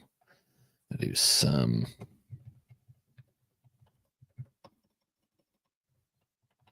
So this is a fancy feature of Gadget that's allowing me to search for all the bots in my database, but I only want a list of bots that are participating in this tournament. But the relationship between bots and tournaments, where is it here, is a has many through, which is to say, oh, actually, I should probably add that. Tournaments has many through tournament participant. Wait, tournament participant. No, sorry, no. Has many tournaments through participant. Ugh. Participant. And that's already there. That's already there. And this would be bots. Nice. Anyways, actually, I guess if I have that relationship, I think I'd rather do it this way. First 100, 250. There could be multiple pages of tournament or of bots, but for now, I'm just going to just get the first page, and there's like a helper I should use to get them all. Okay, and then what we need to do is for the seed stage of the tournament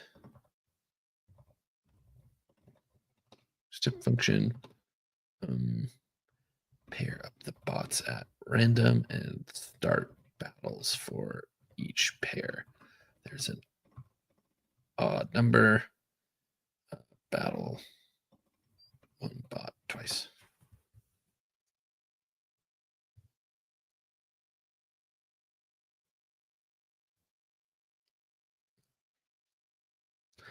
And then while that's cooking on that, let's go see if my tournaments thing worked at all. Tournaments. Oops, that's not right. Tournaments. I really just had it write a shit ton of code without looking at it one little bit.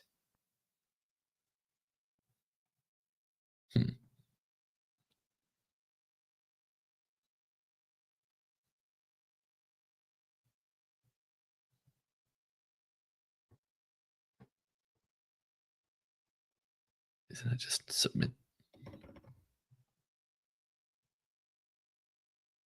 Yeah. Where's this? Yeah, I think you got this wrong.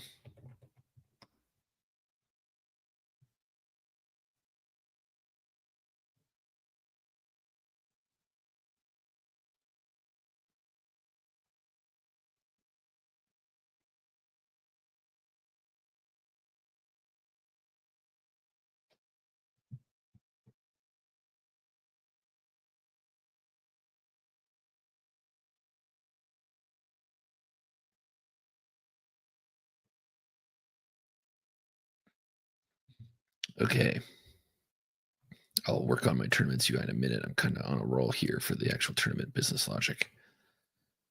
I want to make this into a function so I don't lose my mind. Wait, find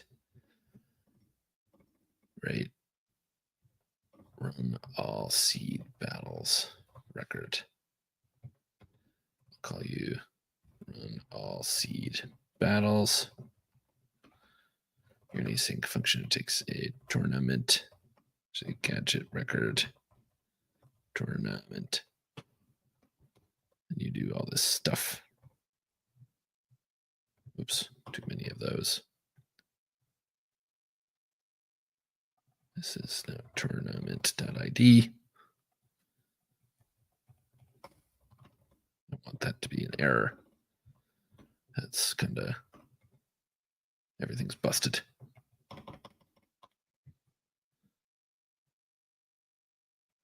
I guess this makes sense. You just shuffle them and then kind of group the shuffled list by 2. If an odd number of bots. Oh, right. I guess we need more than. And we need at least 2. Oh, man. See this? That was like resetting my text. Not enough. Yeah, this is tournament because I renamed that.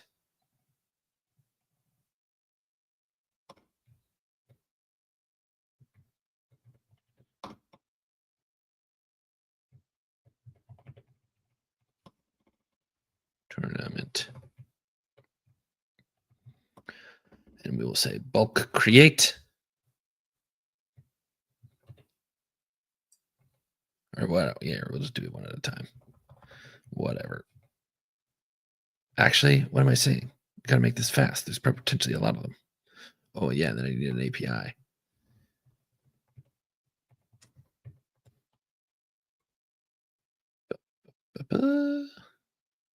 What do you mean you can't find the list of battles? That's because I bungled it.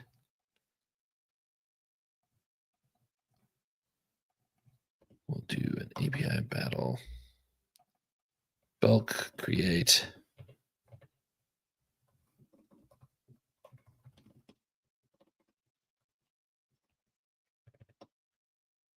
And we want to run the battle data from above.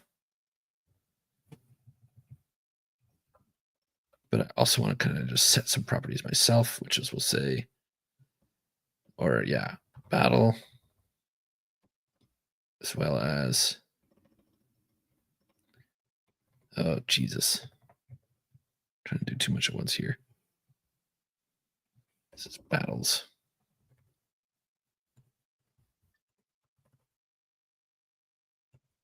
I just don't want to repeat this every time, this code. And I also, what was that before?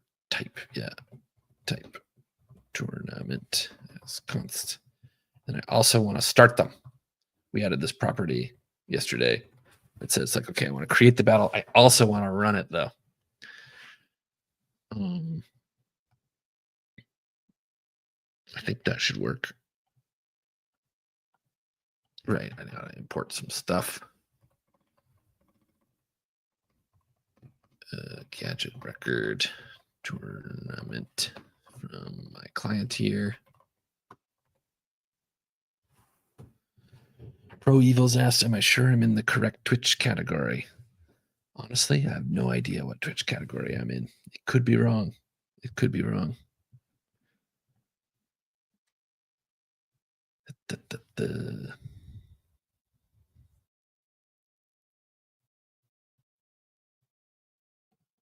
Maybe I'll return them to talk shows and podcasts. Yeah, that doesn't seem right. Thanks for the heads up. I imagine this is kind of a strange looking podcast. Here, let me fix it. I don't know if I can fix it while I'm live. Shh.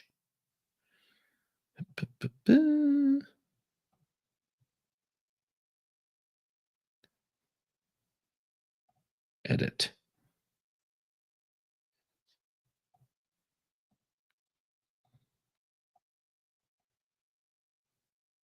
Yeah, definitely says talk shows and podcasts.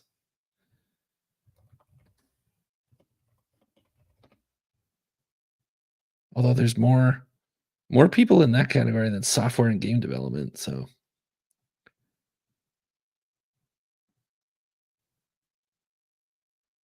thanks for the heads up, dude. Okay. We now have our list of battles.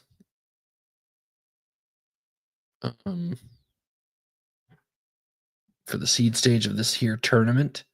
We've created them. And right, we're gonna set the seed. The stage we're going from pending to seed. Very good. Status becomes active and we save. Right.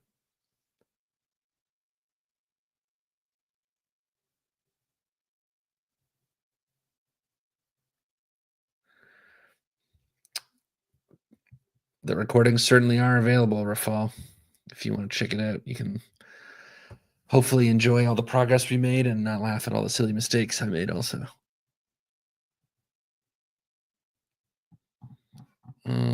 I need a way to ask if all the seed battles are done.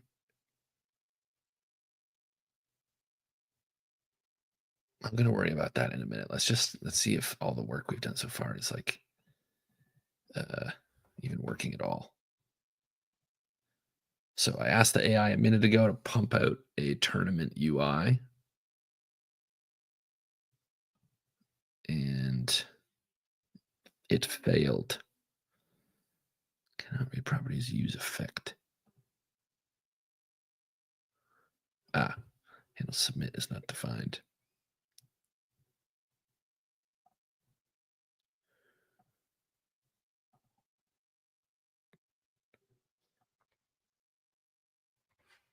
Handle submit.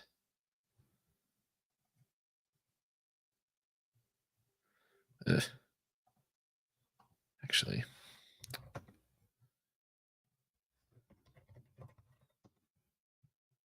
this is supposed to be, yeah, you just pass submit. You don't have to handle submit. I think that's a bug in the AI assistant where it's sort of mixing and matching the way you use normal React hook form, as well as the way you use gadgets handy dandy wrapper for React hook form that does all the state management and the API call for you. So let's see if it likes that. Oh God, it's hideous. And it has two titles. Let's chill that out a bit. Tournament. Actually, let's just fucking Be gone. Um,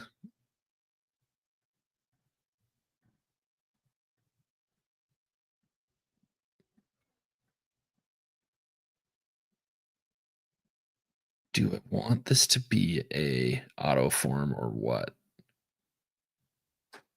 I think I do.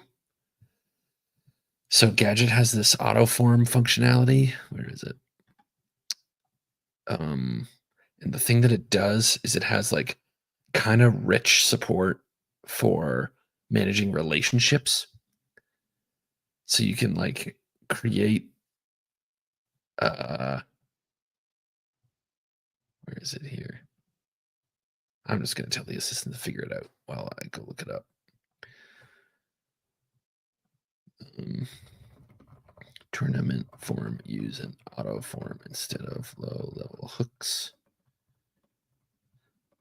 And ensure it uses the nice auto inputs necessary for administering the stuff bots via the participants. Sorry. So what I'm working on is this tournament create form. The point of the tournament create form is to like get some, basic details about the tournament as well as like take from our list of bots that are ready for battle and ensure that there's like enough of them to run the tournament. And actually doing that is like super annoying because you probably want to have like a table that like lists all the bots you've selected so far. You want to be like add new ones. So there's like client side state for the bots that are like in the list.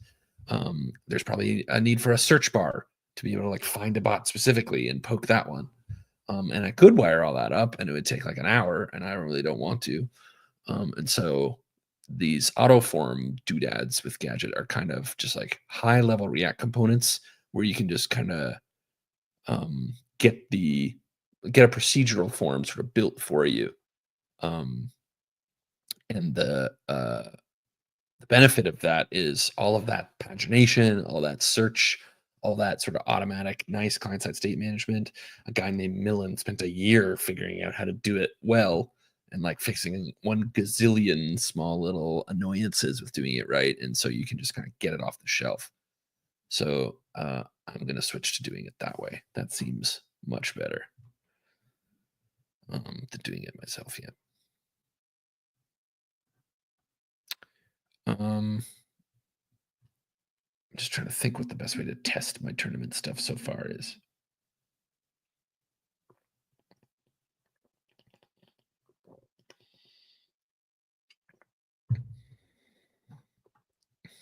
Maybe we'll just use the API playground.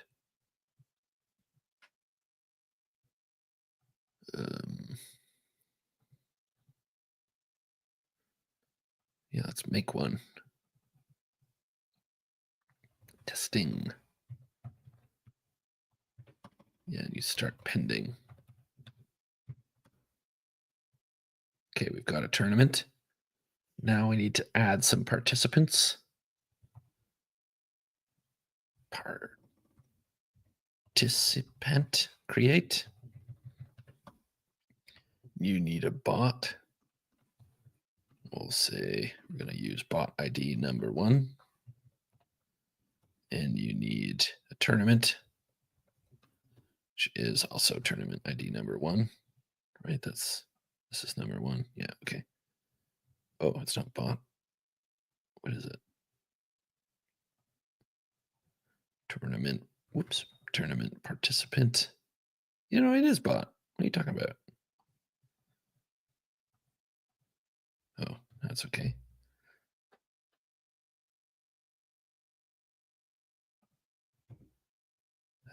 That's really annoying, but that worked. Ugh. Smash that in. And then what other bots do I got? Auto forms with children cannot use the include option. So the AI did a naughty. It also foolishly kept all the state management stuff in here. which it doesn't need with AutoForm.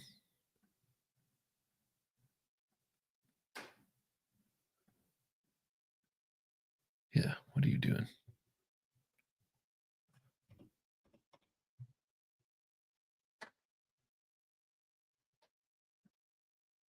Oh, it's this card that just needs to become a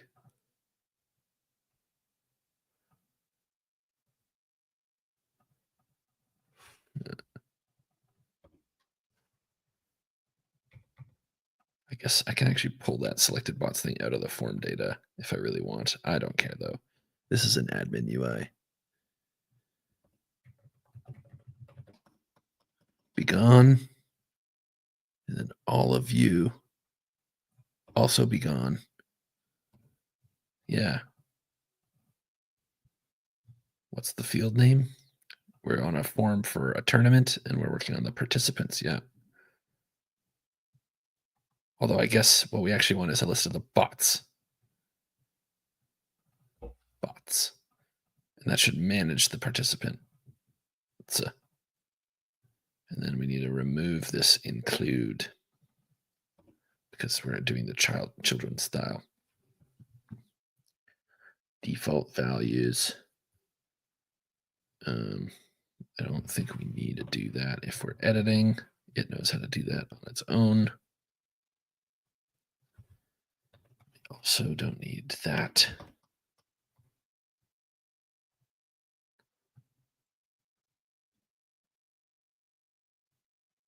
Okay, are you happy now?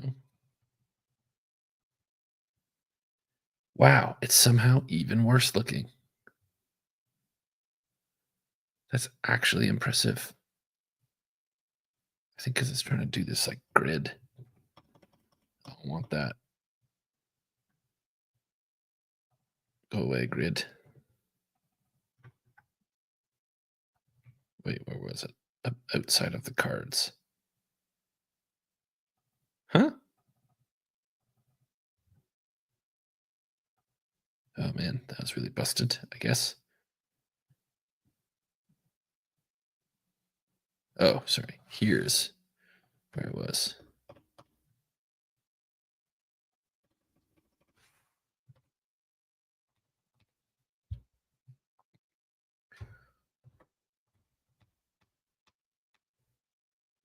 Unexpected closing tag div card. Oh, I screwed up somehow.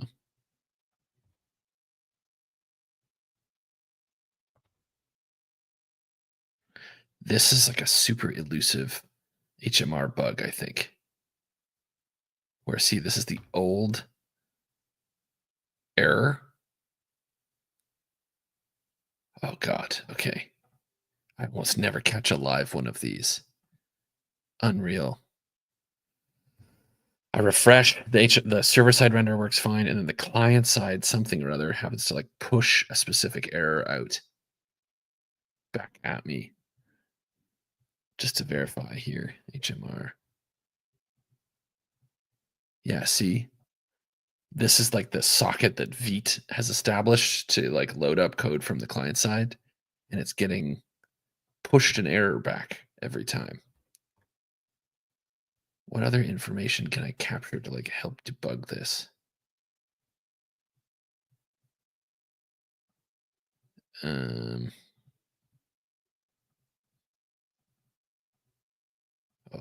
that's the wrong one. Messages. Type connected is pushing the error over and over. And I know that if I do this, oops. Oh, I just made a change. I wonder if that changes things. Yeah, I cleared it. Damn. That's okay. Only a founder gets excited at finding a bug. Ooh, goody! My weekend plans.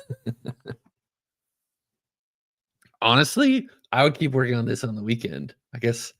But it's gotta be for the people. It's gotta be for the content, you know. Anyways, here's what I was rambling about with this auto component stuff. Like, yes, this thing looks horrible, but wow, is that a lot easier than me like building stuff. And I know my friend Mateen made a bot called Squelch. It's like there it is. I searched for it. There it is. For what it's worth, like for all this to come together, it's like this is going off and doing a query on a managed Elasticsearch instance that we've like indexed all the data in the gadget model from. That's coming all the way back to the front end through like a nice like autocomplete kind of like type as you type, you know, like thingy. All the client side state management for this like super annoying dropdown is done. I can like X these out and like yeah, it's styled like ass, but for a little admin dashboard, like that took 10 seconds and I just like, yeah, barked out the orders. So test Tourney 2. I'm stoked. Oh. Wow. That's so hard to read. Saved tournament successfully. Did we get the participants right? We sure did. I made this like custom one, right? But there are all those bots I picked for that tournament. Okay. So now let's run it and see the outcome of the battles. What did I call that action? Run next step. Run next step for tournament 2. Almost sure we're going to get an error. What? That's crazy. Did I write correct code? Oh my God. There it goes. They're running. Complete false. All those there bots that I picked. Oh boy. Oh boy.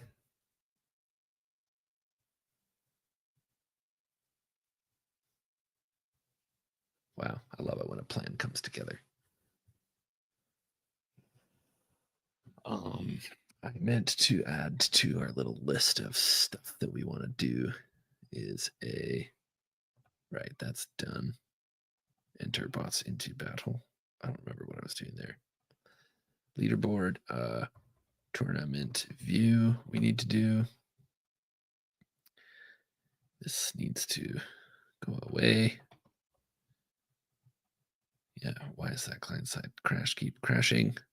Oh, and also Shadcyan checkbox API sucks with React hook form. This issue. Tournament view. Funny AI title for each battle. Yeah. Okay. Let's see who won these battles. Laser Tank defeated Squelch. Classic. Look at this. Look at this terrifying junkyard battle bot. Destroying all solid nutrition.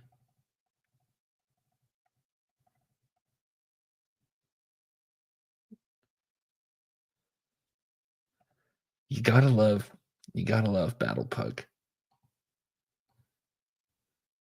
Okay, maybe while I am messing around with this tournament stuff, I'm gonna deploy the Gizmo Gauntlet to production, and y'all can go make a few bots out there and conduct some battles if you'd like. On Wednesday, we hit some deploy issues, which I have since fixed, I believe.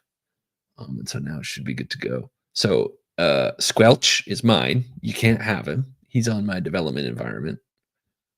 But you can make anything you want out there, you know? Also, do you see those giant blue circles pop up? What's going on there?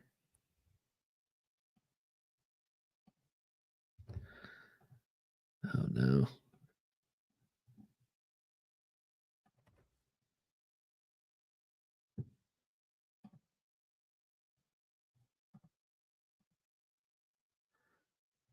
The file does not exist. Something's gone horribly wrong. I think where my like React router reloader is 404ing on some assets, which it really is not supposed to do.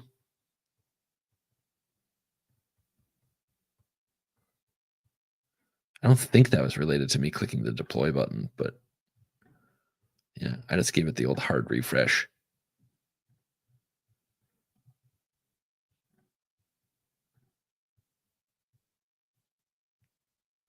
For those that tuned in yesterday but are back again today, check out my frickin' sparkles and my winner badge. Around here, we take UX and design very seriously. Very seriously. I mean, this was made by the friggin' designer at Gadget, so rough. Rough. All right, back to it.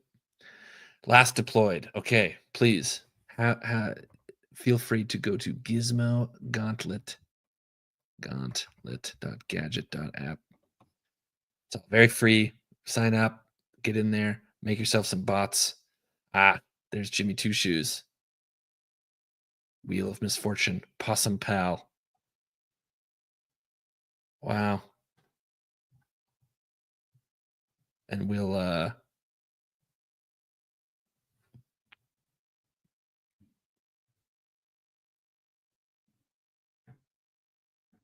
get it going, if you know what I mean.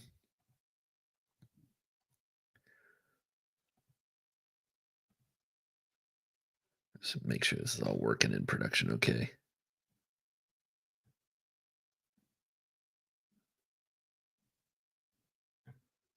Promise not to break it while you're working on bots this time, everybody.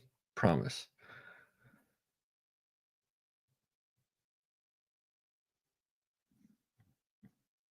Come on, Sparkle Circuit. Wow. It's a boring looking robot right there.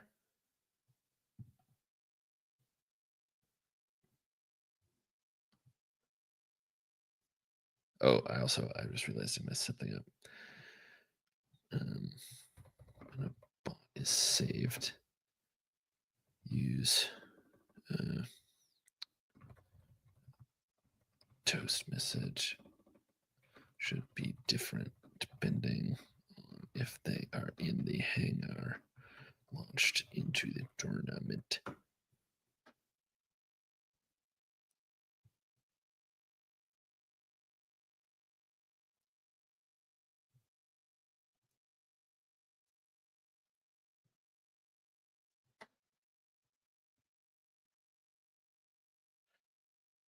Okay. Now what I want to do is a fancy thingy where when the battle is done, I want to like basically check back in with the tournament to see if it has more work to do, right? Because so we're gonna fire off this like seed stage of the tournament. All the initial battles are all gonna go down. We're gonna get like a notion of oh shoot, right. I was gonna run more than one. It's like a round robin situation to get ratings. To get ratings. Hmm. Hmm. Right. That looks right.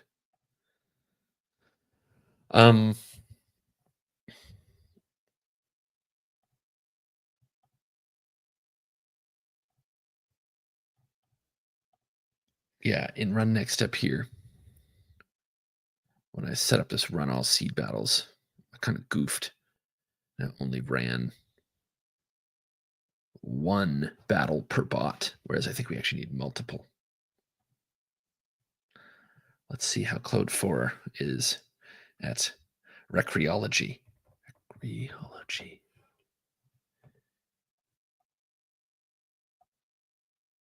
Yeah, I'm pretty sure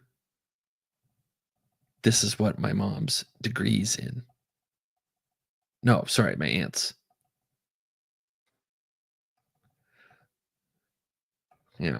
Anyways, as a recreology expert, update the tournament seed.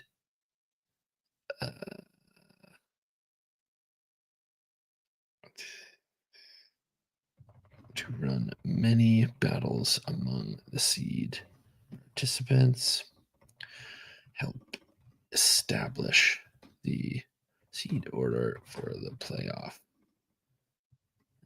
Right now, we're only running one per pair. Don't let bots battle themselves. Use the same opponent twice. Is there a good algorithm for that?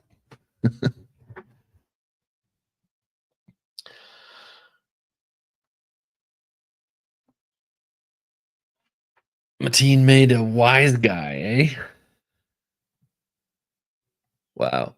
He does seem pretty wise. I haven't hidden the strategies yet. So know that this is like the first round of a game you play where your cards are face up so everybody can learn. But I'll hide the strategies. So if anybody, oh, I see what you're going for. You're going for luck 10, Matt. That's smart. That's smart. That's not the meta though. If you watched the stream yesterday, you'd know the meta. Wow, terrifying. Especially this. It's got a laser coming out of its head, not even its eye. It's covered in blood. Spooked. Only Battle Corgi seems ready for battle, folks. You guys gotta enter your bots into the tournament.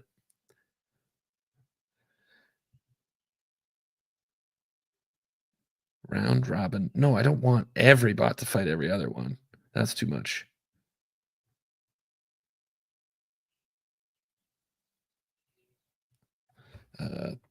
That's too many battles. Want to execute max of 10 battles per bot, regardless of tournament size.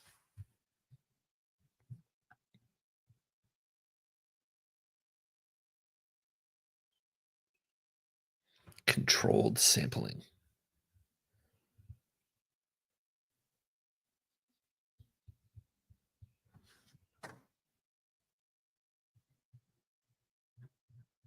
I wish that there was some even remote possibility that this app would be an effective internal tool for Gadget.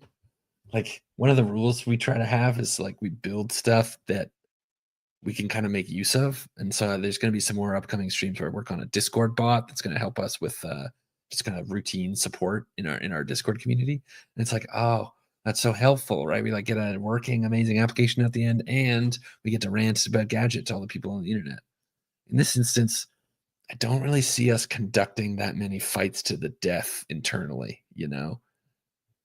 Maybe it doesn't have to be to the death, but like as a team, I'd rather us collaborate than combat, you know? That's what I'd rather.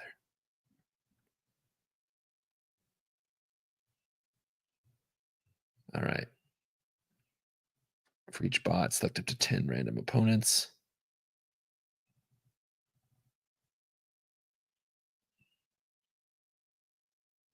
Much more manageable.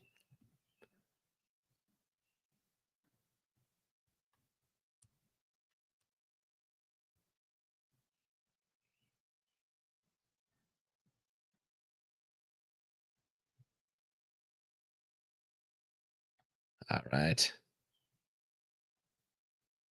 Let's have a look at it.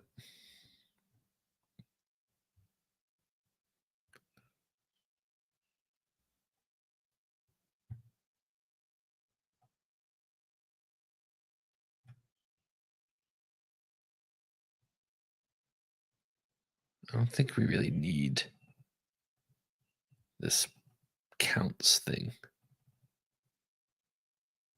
Oh, no, we do. Smart, Claude. Smart. Because it's pairwise. I'm so impressed.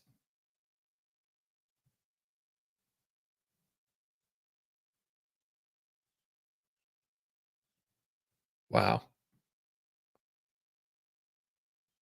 Emma, was your not with that attitude comment towards fighting to the death? Because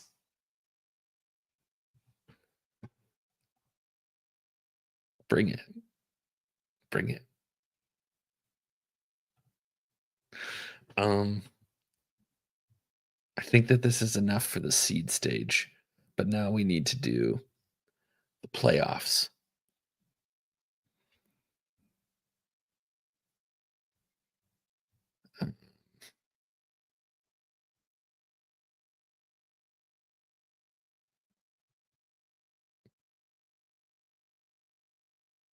Okay. For the playoff stage of the tournament, I want to run single elimination bracket.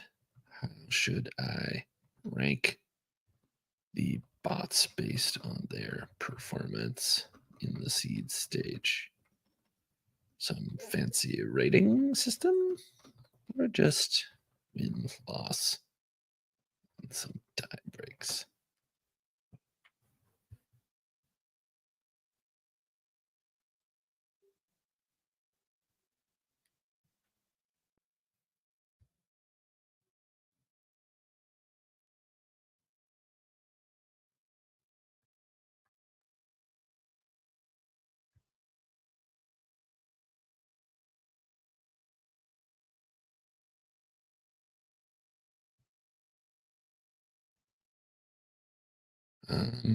Okay, it thinks Glicko's better. Why don't we do that? Because that sounds like more fun.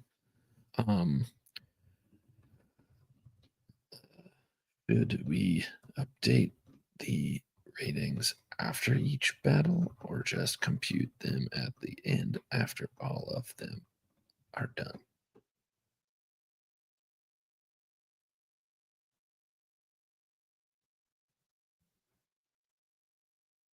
Live leaderboards.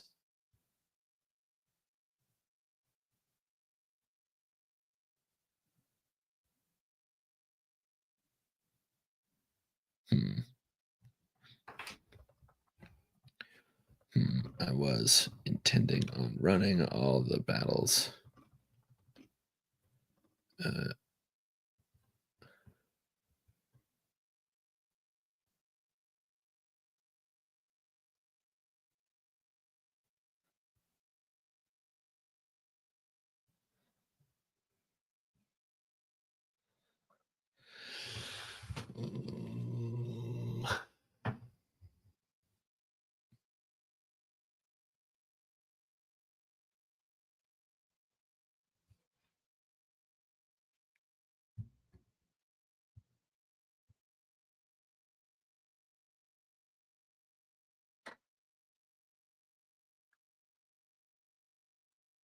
So resistant to doing this in a dumb way, but that's exactly the way we need to do it. Mind. Let's not do Glicko for now. Let's instead just rank. Do a dumb ranking at the end of the seed round.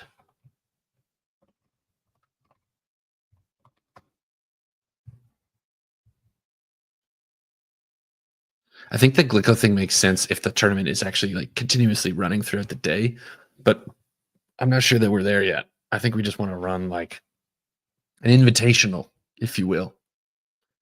The Friday, June the 13th. Oh my God, it's Friday the 13th. Invitational.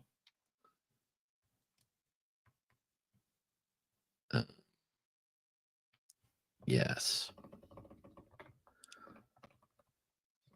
Implement the ranking system. Add a field to the participant to capture its playoff seed. Then implement the function to run the first. The calculation and storage in the run next step function.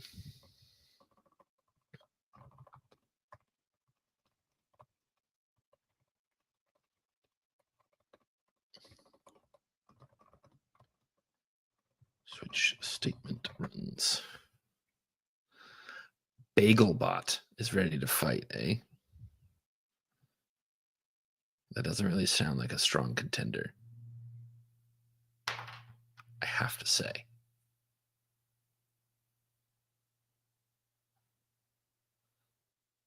Also, it's missing a face.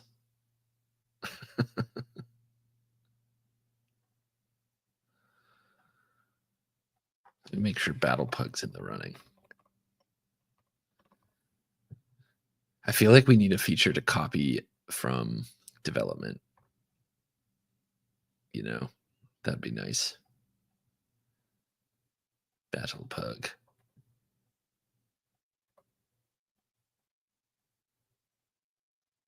The Snout-tastic. That's for sure. Some power, a lot of luck, basically no stamina or speed. And so instead, we just give him lots of armor. Well, I don't want him to lose. He is pretty muscular, I guess.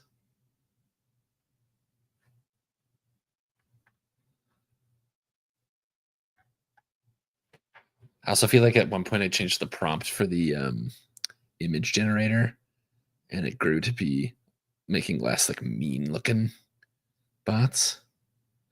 Oh, I want Walby in there too. Yeah, like what is this nonsense? Come on now. Mean looking cyborg pug with battle armor and a bad attitude.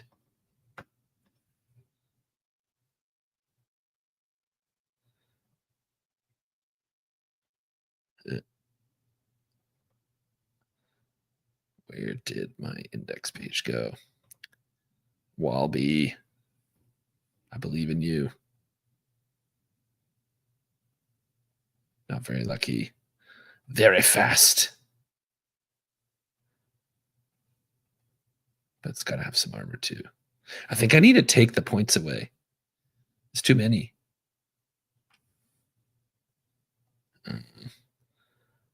Mean looking version of Wall-E with laser eyes.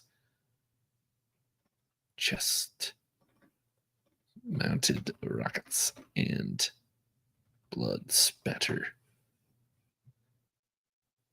Oh, wow. B.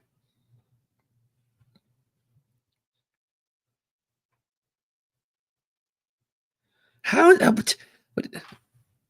Very mean. In what universe? Oh, I think I'm giving mixed messages here. I said adorable. Squishy face. Here, I'm going to remove this description.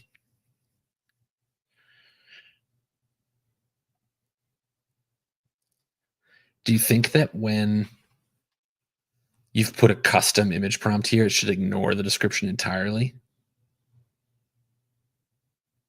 Because right now it puts both into the prompt to the LLM, and I think that's why when I was asking for mean looking, it wasn't working. Yeah. Once more.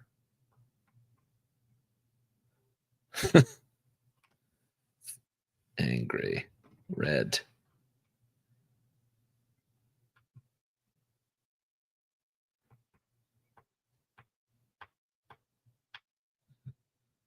Kind of cute looking pug, though. Yeah. Yeah. Yeah. I'm liking that. Oh, I guess you're ready for battle once you're done.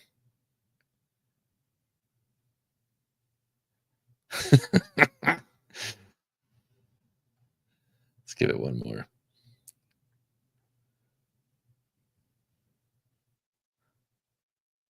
No, that one for sure. Battle Pug. Enter the arena. Sean, are you there today? You your wheel of misfortune looks kind of spooky, to be honest. Brutal combination of kinetic energy.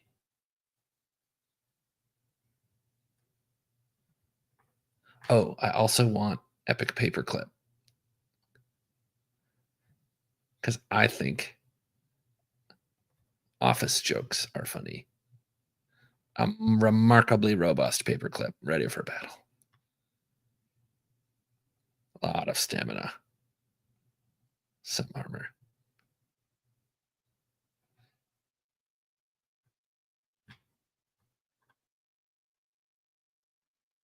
Okay. I think that just from like an abuse perspective, I don't really want to let people upload their own avatars. Not that anyone is going to friggin' try to abuse this. Large metal paper clip shaped robot looking for trouble.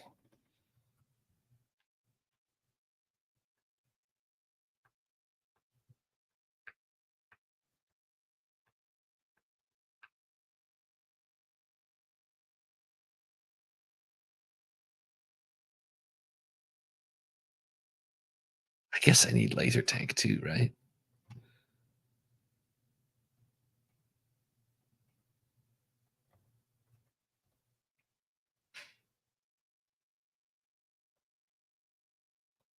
Oh,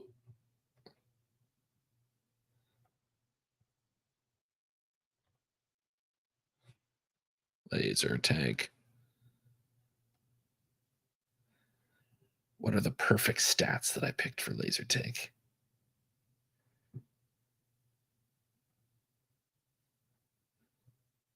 This is the meta.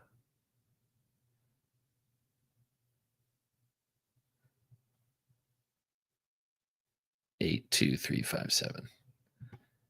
8 2 3 5 7. Laser. Perfect. It's perfect.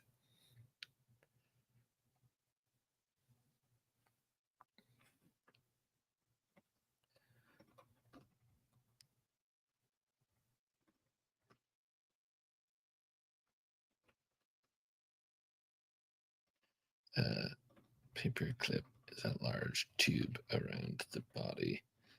Lots of empty space. Oh, that's pretty good. We'll just go with that. Oh, whoops. You're ready for battle for sure.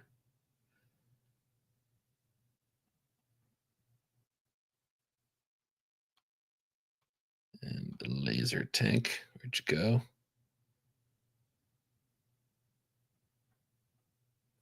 Very good. Okay. Now, Harry, gotta get the tournament to actually work. Very good.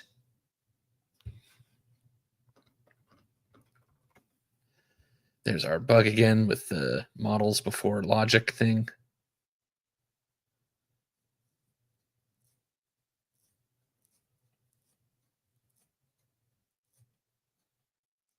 You don't need any of this.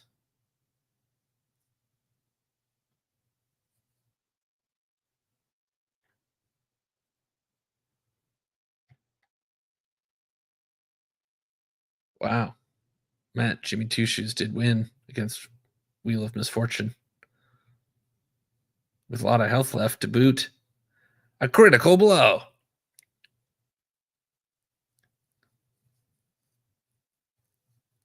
Oh, you know what I never did was go look to see if the balancing issue was corrected. Well, we're seeing not all the wins on the right-hand side. That's a win. But again, Laser Tank pretty thoroughly dominates the Battle Pug. Though it would appear that everything does.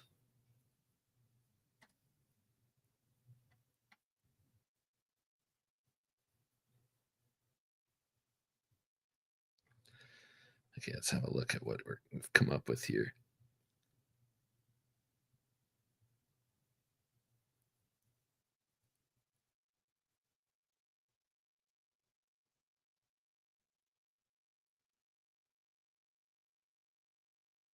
Wow. I guess I'm just going to accept this and we will have a little look-see.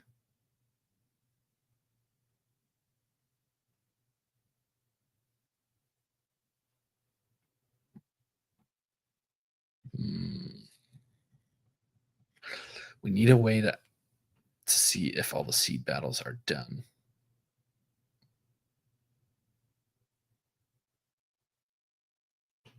And I think the way to do that is to count.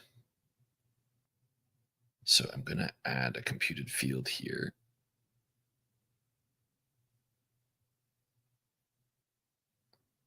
Right, a battle belongs to tournament. So a tournament should have many battles yet. And I'm going to change this type here to a tournament seed and tournament playoff.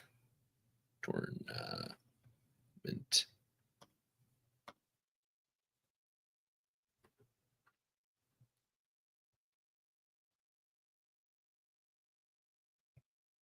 Yeah.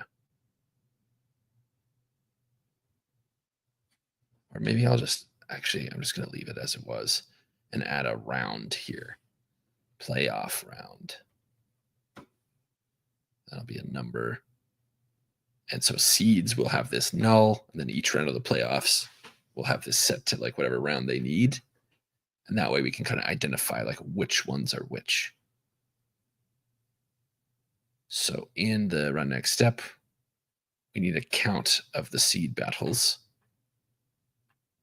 which this here AI was trying to do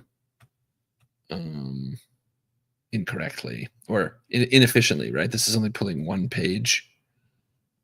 And I think we need, ideally, because we're going to dominate the entirety of Twitch, a smarter count.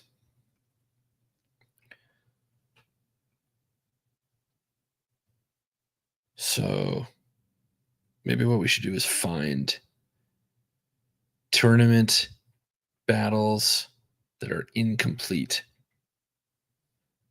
Yeah, so the tournament and the round, playoff round is null. Is set false. First one.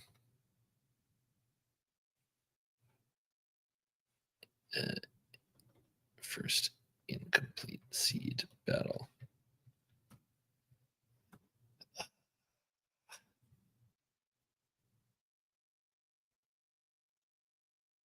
I think we want running. Running equals false. So we're saying if there are any incomplete seed battles,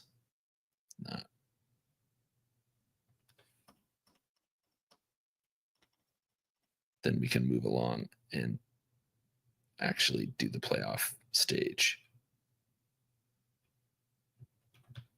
All seed battles complete. Advancing tournament to playoffs.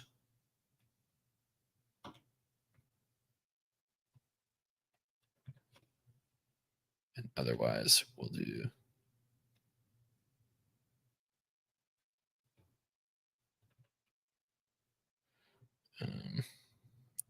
just going to make this a little bit clearer, like greater than 0.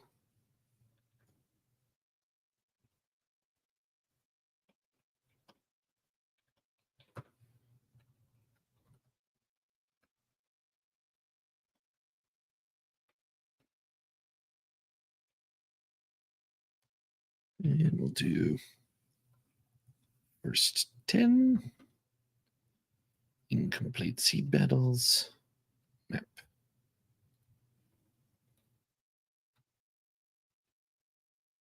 Yeah, battle.id. We're just missing a closey bracket there. Oh, it's because it was on the other line. Whoops. There we go. So in our run next step, we check if the seed stage is done yet. If there are 0 incomplete seed battles, we'll go off and do this, calculate and assign playoff seeds. And then this is the business logic we need to investigate for correctness. I don't want to pass those in. I will just reference them. You can just pull this here sucker in.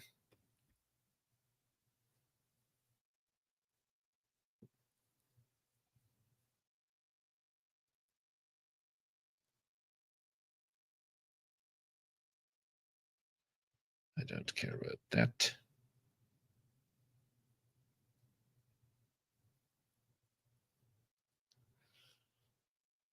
Man, for like a year, like honestly 2 years, I've been meaning to add this utility to the generated code for these API clients that will load all the pages and like buffer them into memory, because the API can't safely return you a shit ton of data all at once.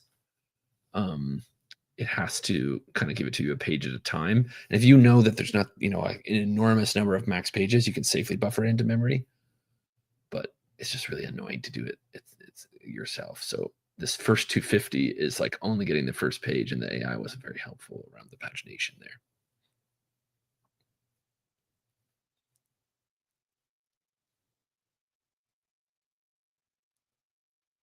But I think what we could perhaps do is use a computed view. Do some aggregations in the database. Isn't that fun? Okay, so what do we need?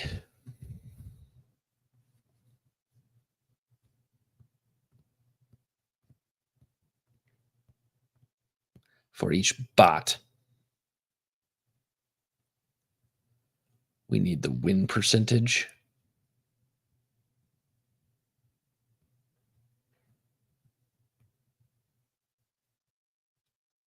I guess that's it.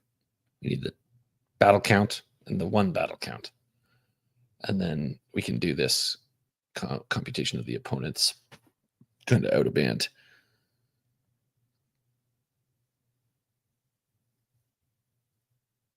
Something that seems like kind of weird about that, but that's okay. So views. Here we'll do a what do we call this? Leaderboard, I guess. Yeah, sure. Leaderboard. What you are is a view. And what do we need to do here?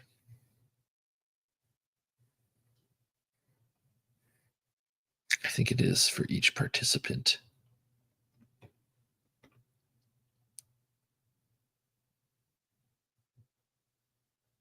You need the ID, you need the bot.id. What's wrong with you? Oh, participants. Yeah. And then for each participant, there are some battles.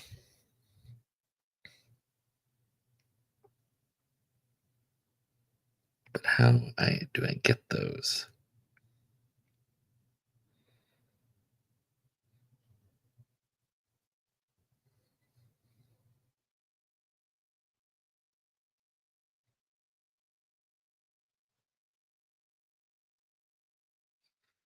I think I'm kind of coming at it from the wrong angle. And the reason is like a participant doesn't really have a direct relationship to the battles. Like we could create a new set of belongs tos here, that instead of the going through the bots, we could go through the bot.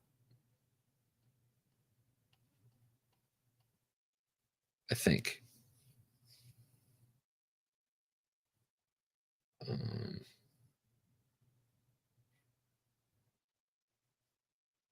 Okay, stand back while I try some science. Battle count bot count if count bot battles where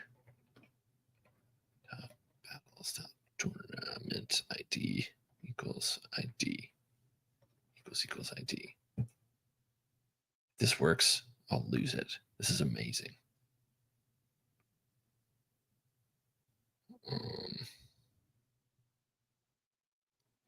Leaderboard.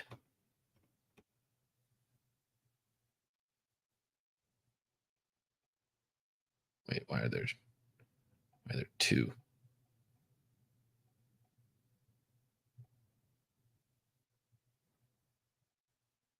Oh, right. This is a model. Oh gosh, I do this all the time.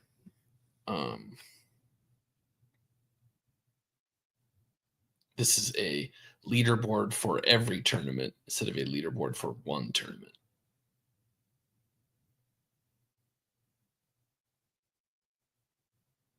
So I think I will do a tournament ID string.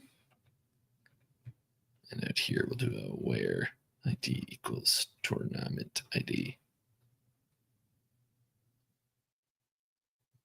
And this becomes tournament ID like that. Now we get our nice leaderboard for tournament ID 1.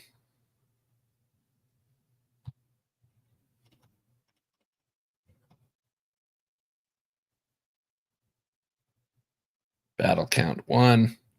That looks like it worked, sort of. Wasn't there a bunch more battles than that, though?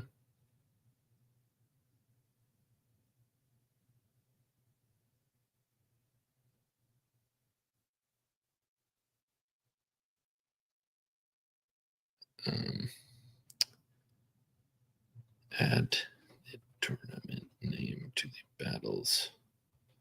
Index cards for each battle if the battle has one.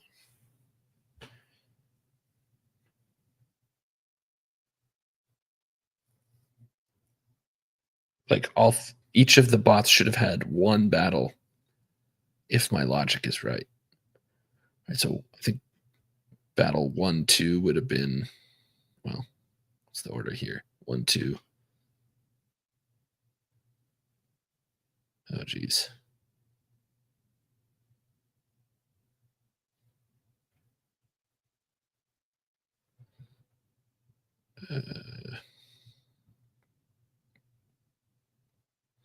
Yeah, tournament 2 is the one that has all the participation.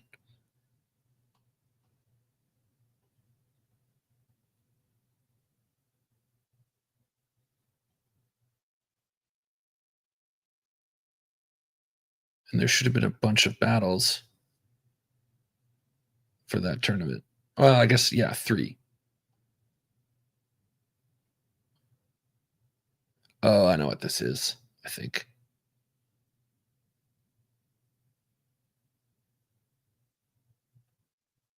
Yeah, this is dumb. What this is actually alpha battles. Where the foreign key is only one or the other. Like I said, I messed up. I set up this relationship here where I said bot has many battles, but a battle is only one where the battle was the alpha bot. So I think we actually have to like sum the two. And this would be like where SQL would make this easier. And yeah, it's unfortunate. But okay, this is alpha battles. And we need beta battles as well. Where you are a beta bot. And then back in our here, we're going to do a count of alpha battles plus a count of beta battles. I also imagine there's broke a million other things too.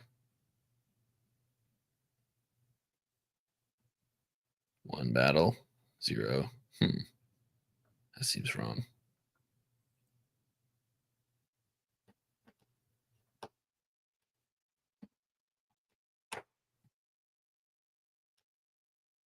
Confound it.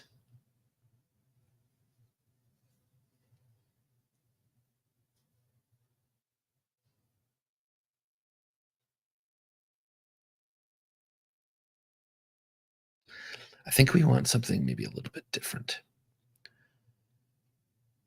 I think we want something like this. Query with a tournament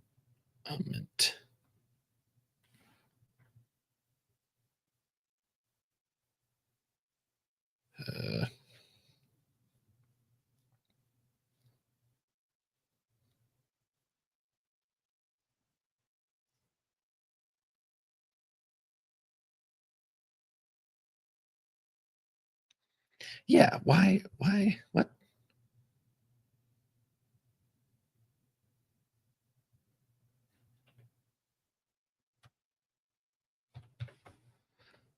Let's see if I'm screwing around with the filter here.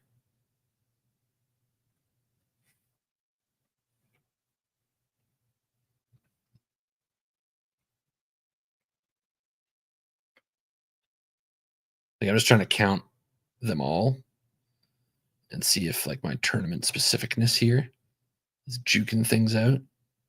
Oh god, that's annoying to expand every time. Right, any battle count. Okay, that's working.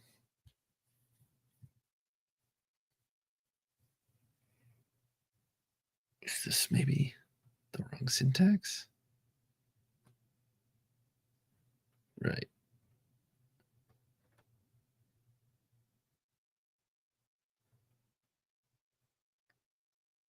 This might be a gadget bug.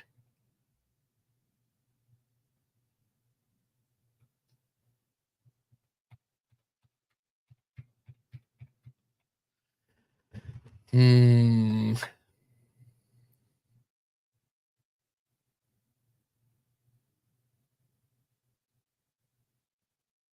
I'm going to just mess around a bit and see if I can convince it to work. So maybe we'll try descending into the bot.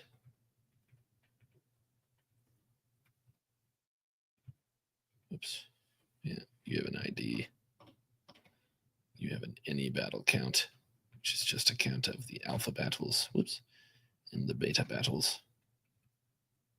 And then this tournament count. It's just like this.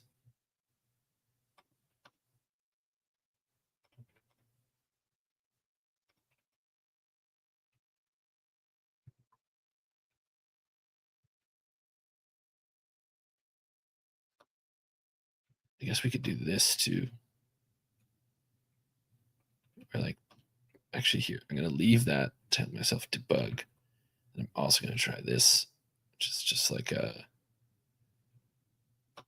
Well, let's try it.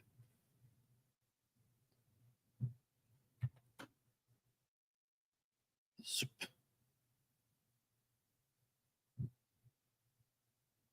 Zeros across the board. Oh, I bet this ID is wrong. That might be it.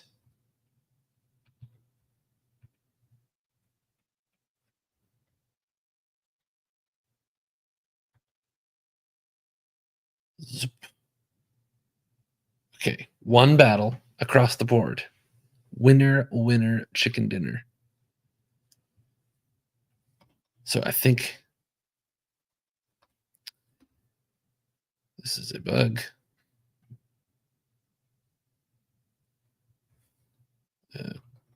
Additional counts only work with one step of relationship traversal. Don't work when in the outer context doing multiple relationship traversals. Scalar hops to get to relationship.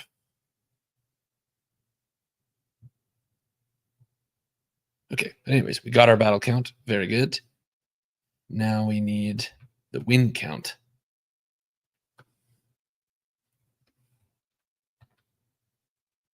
Which is the same deal. Which is where the tournament ID is me and the winner is alpha. And the winner is beta. All right. Well, you want double quotes?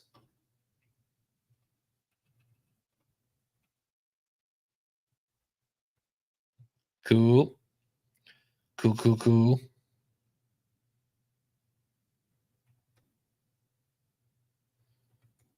Why not? Oh.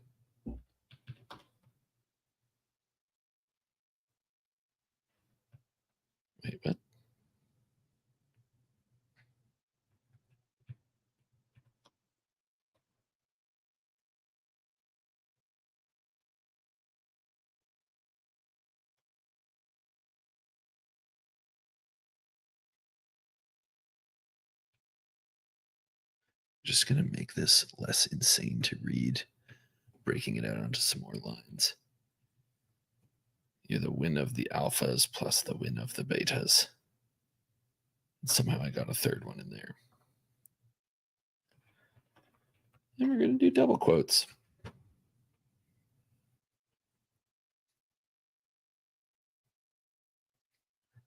Aggregations.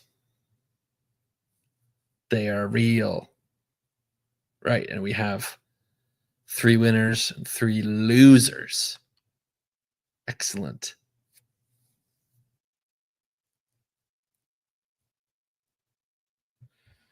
Dare I? Dare I? Ah, yeah, we still haven't done this.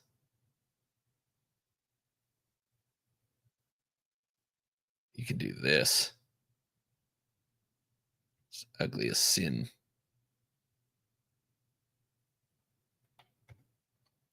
But I want the winners at the top, you know what I mean? Oh, I need a desk. I'm just going to leave it for now. Desk. Hey, D-Liv.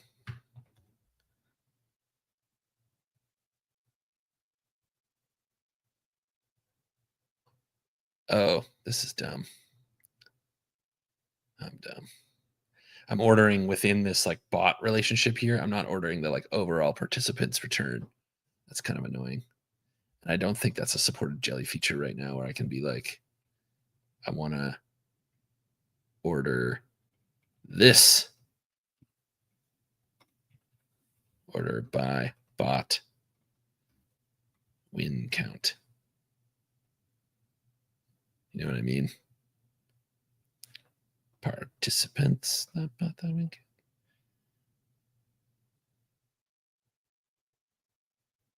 Yeah. Yeah.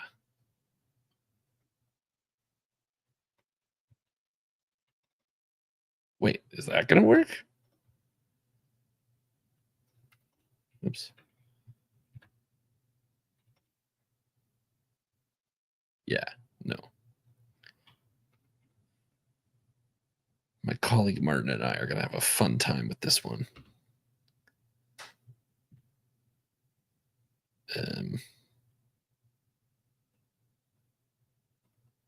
Want to order by named expression, but can't set. In that case, we'll just leave it and sort of client side.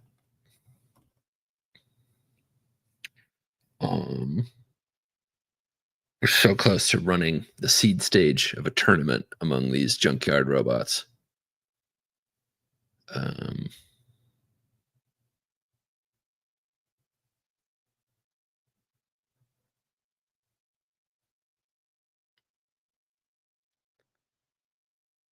Fetch all tournament participants. So I think I'm going to change this to getting the leaderboard.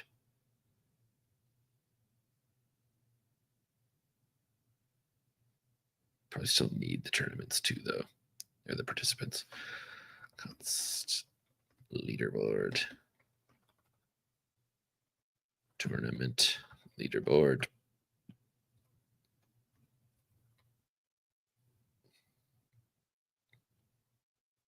Oh. Tournament.id.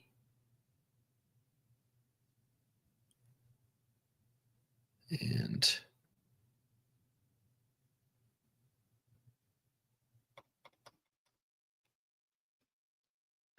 leaderboard entry.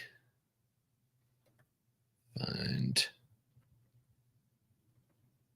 leaderboard.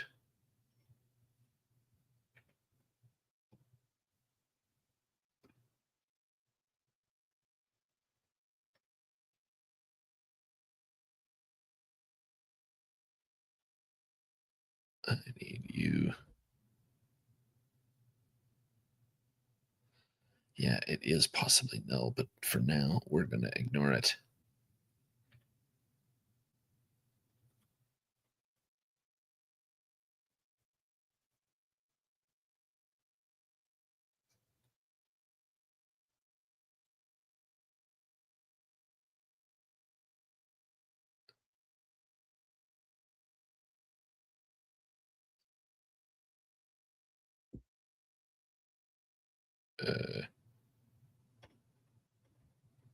Okay, so we've got the leaderboard entry, and the total battles is the leaderboard entry.bot.battle count with a couple exclamation marks for good measure. And win count.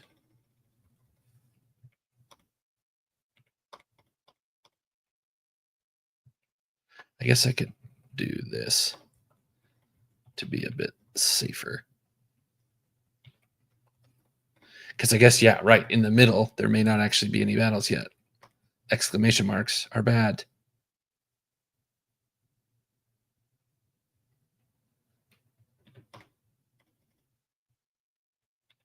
Okay.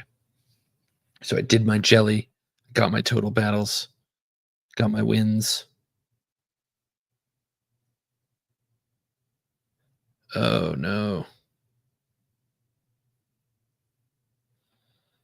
Calculate strength of schedule.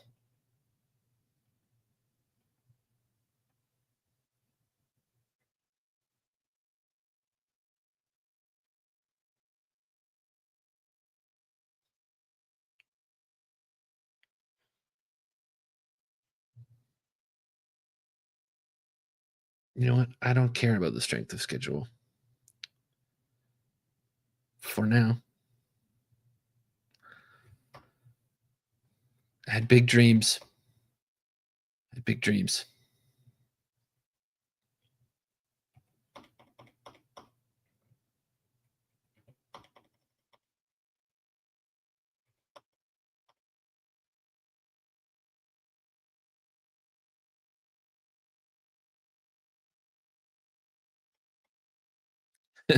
Yeah.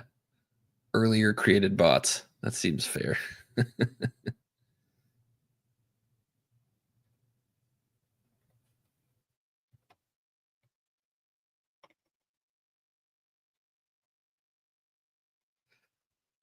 Okay. I don't understand why that would ever be higher, but it's okay.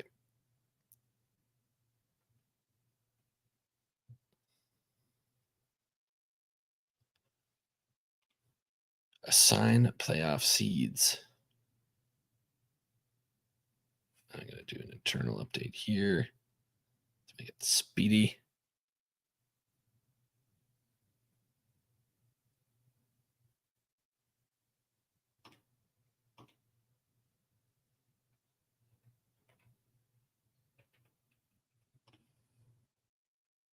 Bot ID.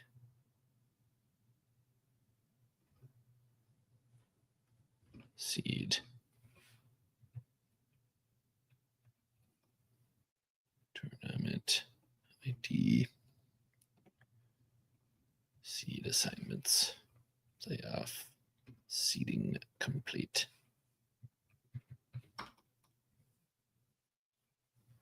And then to do start first playoff round. Okay. So we have successfully built the seeder that runs the seed round. And then we're halfway through building the next step that will kick off the playoff round. I think it is time to check in and see how much of what I've just written is super broken. And there's one little piece left that we need to do before we can do that, which is to make sure that we're running this run next step thing right. So I have a vision for that, which is at the end of a battle, we want to see if the tournament's ready to move on. Almost all the time it isn't going to be, but sometimes it is. Yeah, cash prize is coming in hot. So what I'm going to do is this weird pattern where every time a battle finishes, I'm going to check if the tournament is ready to move on. And I'm going to do that in a strange way where what's the best way to do it? I think a queue. Yeah. So when the battle is done running, perhaps on success, we will on success success API dot enqueue tournament dot run next step. We will enqueue it. Oh, right. Only if we have a tournament for this battle. If it's an exhibition, we're chilling. ID will be record.tournament ID. And then we're going to do this weird thing. We're going to say name is tournament ID steps. Deetliv asked, when updating a model is using internal faster since it should not take in any additional triggers into account. Sorta. It is much faster, but the reason is it doesn't actually run your actions. So like when I, create a model here, I have seasons. It's a very simple model. It just has create, update, delete. It's like a lot of boilerplate, right? What it does is super formulaic. It just takes the params and assigns them to the record and saves them to the database. And you can go off and do a bunch of stuff in here. But we, as a platform, Gadget kind of has to boot up a JavaScript context to run this little thingy in. Whereas the internal API is like a very low level thing that basically just runs one SQL query. So it doesn't have any like callbacks. It doesn't like do all your stuff. But if you know you don't need all that stuff, you can just fire it off. The other reason it exists is to actually power this thing. Like under the hood, what save does is goes off and calls the internal API to actually save the record. Right. So when my battle is done, what I'm going to do is run a bunch of next steps. And because all the battles are all going to be completing around the same time, I don't want to like rerun the next step or like reseed everybody a gazillion times. So I'm putting them in this queue with max and currency 1, which means only one thing will be running at once to like check if there's more work to do. And there may be a big queue of them, which is fine. We just need to make sure that it's kind of no oppy if everything's chill. So if we're pending, we run all the seed battles. And if we're seeded,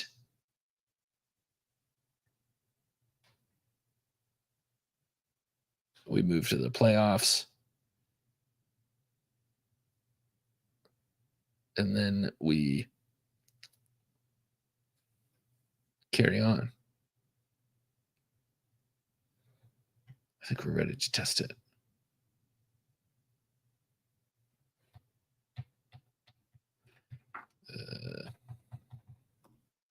I need a new tournament.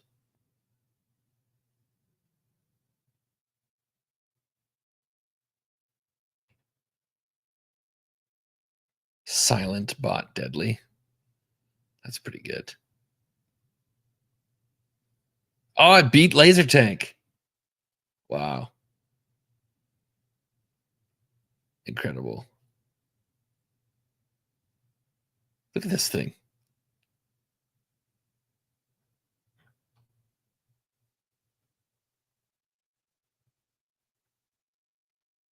Intimidating Leaf.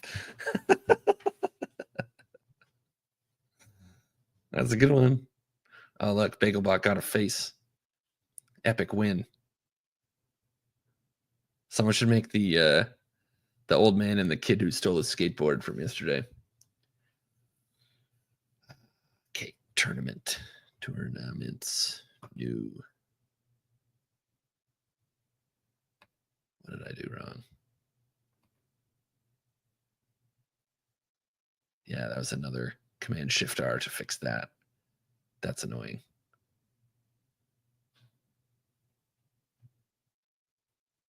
Test 1, 2, 3. Don't care. Don't care.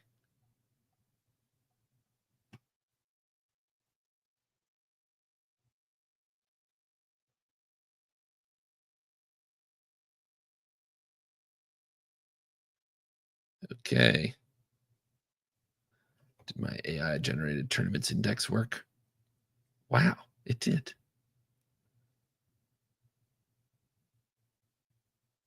I think it's this one, right? Did my AI generated tournaments view page work? Nope. Oh, I haven't even made one. That's okay. Let's kick it off. Tournament. Run next step. 3. Wow. I'm so surprised I didn't break anything.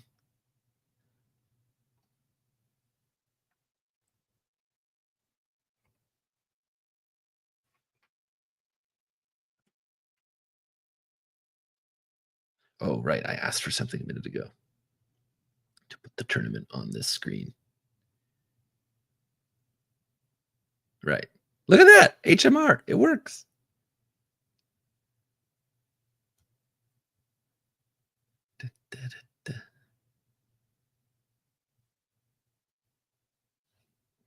Right. We've got a lot of battles underway. Oh, damn. We got a lot of battles underway. Woohoo!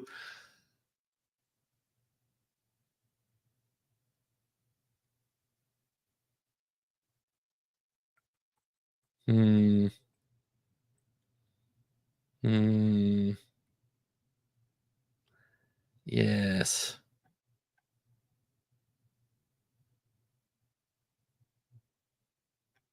Well, good thing Gadget's scalable, I guess.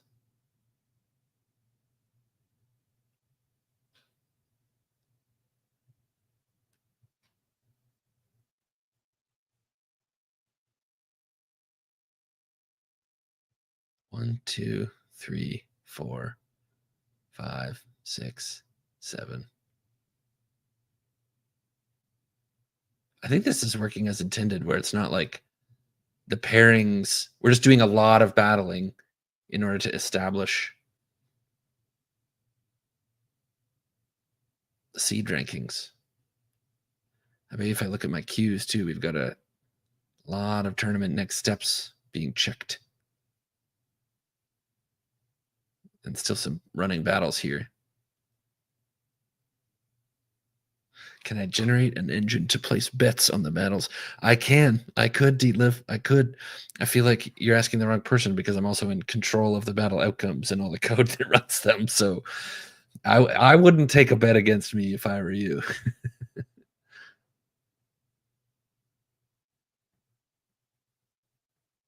Okay, all the battles have finished. And this here job, one of them should have moved it into the seed stage. It would appear that it didn't. And I'm sure that's because I busted something. So it's still in seed. It's still active.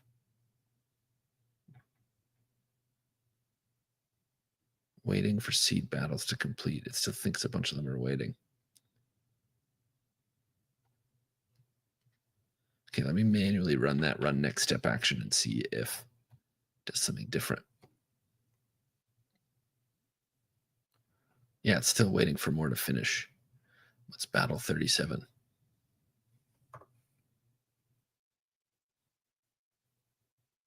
It's in this tournament, that's right, but it's complete. Running false.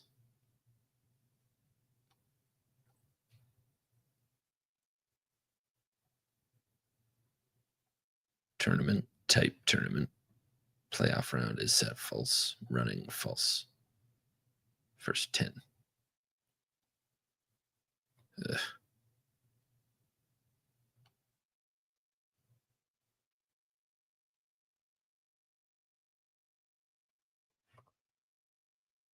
Playoff round is not set.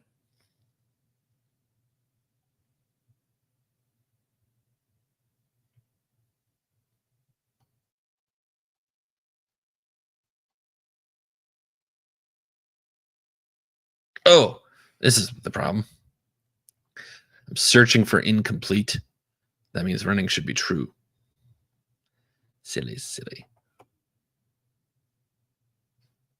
You can't tell me. Oh my God, it worked.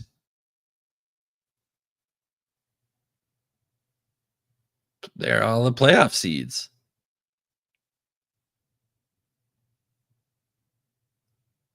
Who's bot 11? Is it Laser Tank? Come on.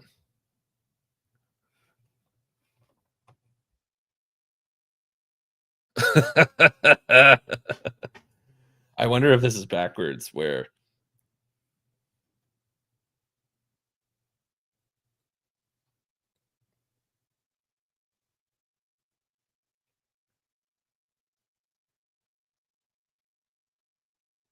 this is amazing. Okay, add a tournament view page that shows the current stage and the leaderboard by invoking the leaderboard. Computed view with, oh, this is going to work. We haven't taught the assistant about this yet. View hook.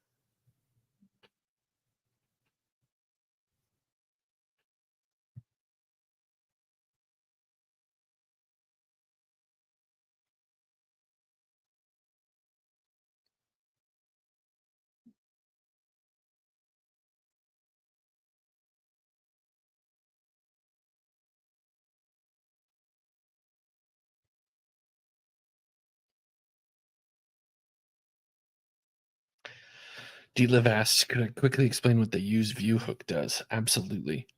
It is for invoking a new feature that you might not have seen yet called computed views.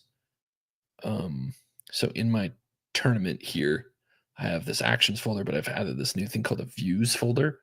What this is like a overall large expression that like defines kind of some aggregate information about a tournament that I want to be able to access. And so I can invoke my view with this kind of thing. API tournament leaderboard. Oops. Tournament ID 3. And like kind of run it imperatively, but use views how I would do the same in React land. So like same as sort of the use action hook or something like that. Where are we here? I also might have forgot to add it here. Yep, I forgot to add it here. My bad. But how about this? Or this thing's going to use it in a second. But if I import use view here, you're going to show me something, Mr. Editor? I guess not. Anyways, we'll see it in action where I just kind of want to show, who's participating in the tournament and how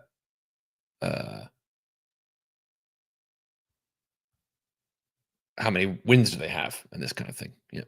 I just got to use the washroom, folks. I will be right back.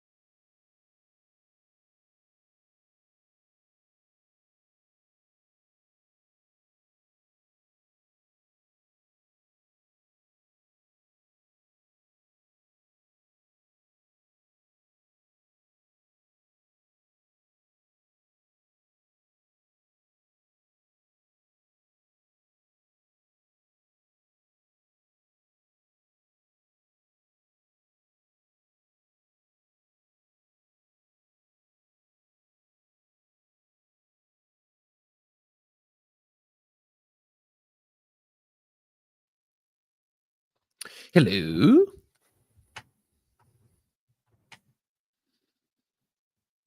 Oh man, did I lose my diff?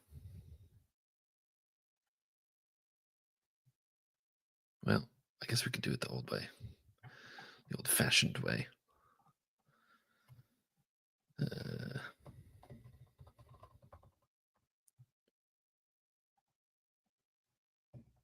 App tournaments ID TSX.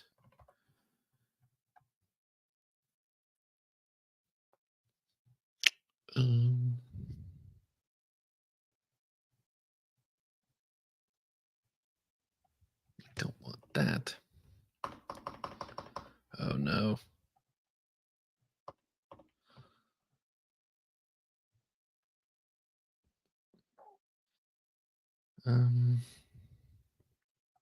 Okay, I think what I also want is the leaderboard to show this page.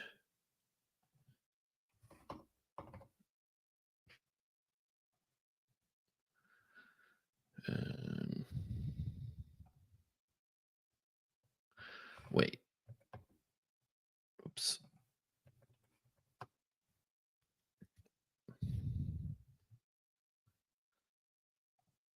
Da-da-da-da. Yeah. Why didn't I have it in the autocomplete there?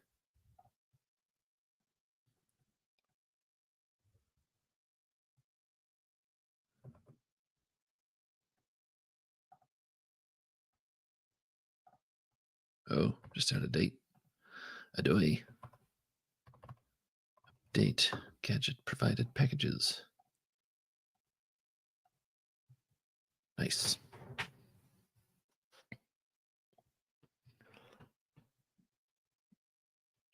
Okay, on our tournaments ID page here,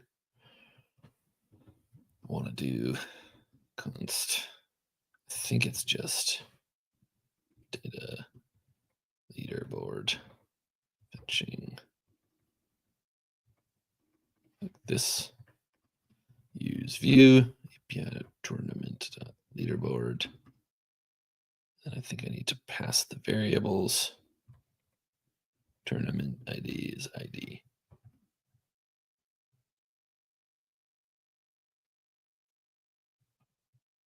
Pretty sure that's right. My yarn install work? Yes, I think it did.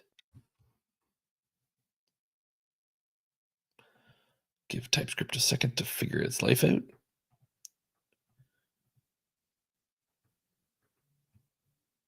Yeah, there we go. Use view.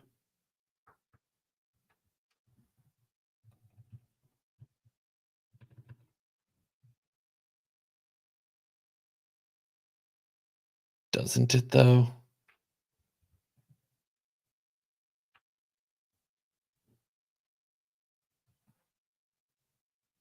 I guess it's just data.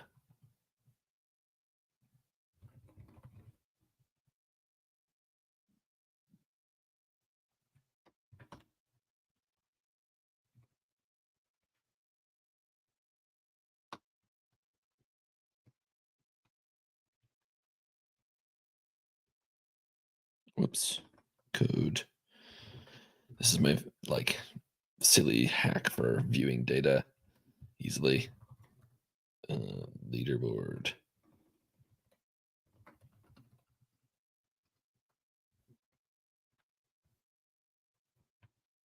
What was that tournament we were working on?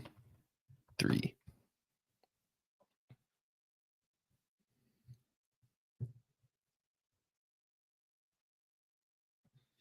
Card is not defined. That kind of makes sense.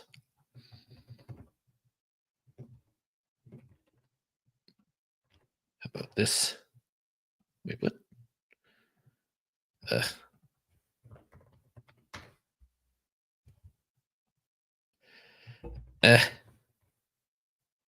Really?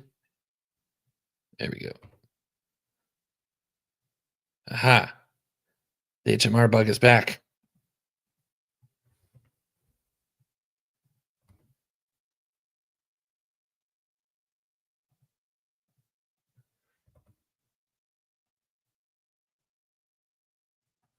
And if I do a restart app, I bet it's gone.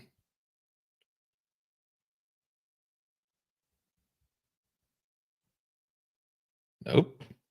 Aha, that is a clue.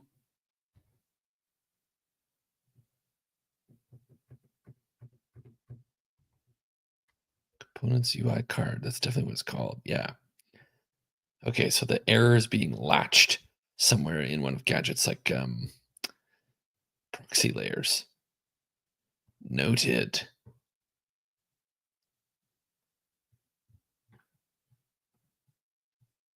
I think what I need to do is like make a change.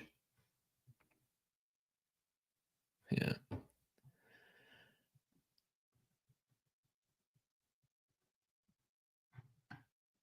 Okay, we've got all our participants. Very good.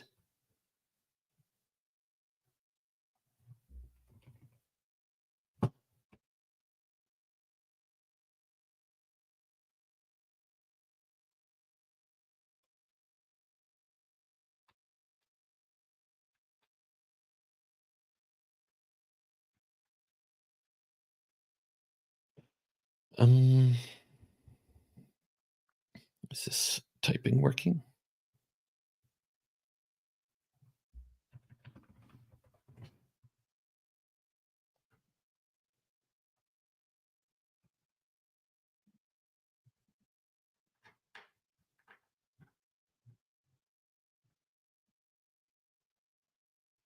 I don't get why you're not working.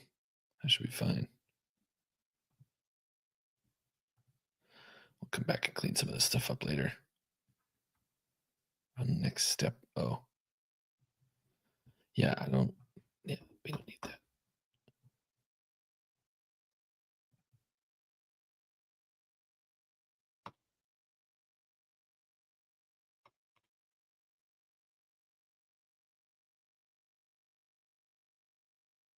I guess we probably need like a public facing tournament list as well as a internal facing tournament list, because like the users can't create tournaments. I mean, I guess they could, but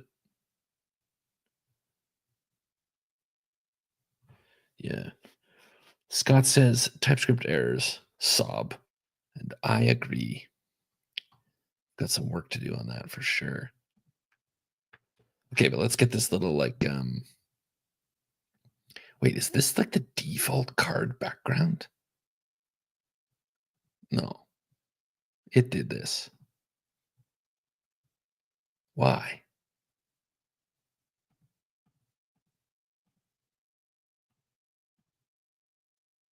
That looks a lot better. Tournaments. ID. I don't want that.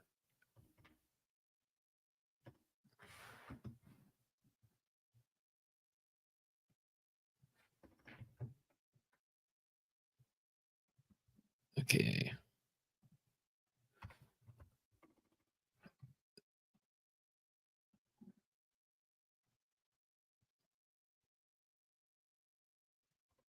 Oops. Format and display the list of bots. Well, actually, maybe I need to add all the data I want to the leaderboard. Leaderboard. This only has the bot, whatever, right? Shoot. I think I can't get the avatar from here. That's so annoying. Okay, we're gonna have to stitch it together.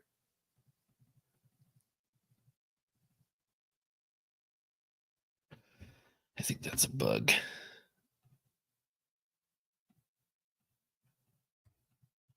Wish to access file field type URL here, but can't.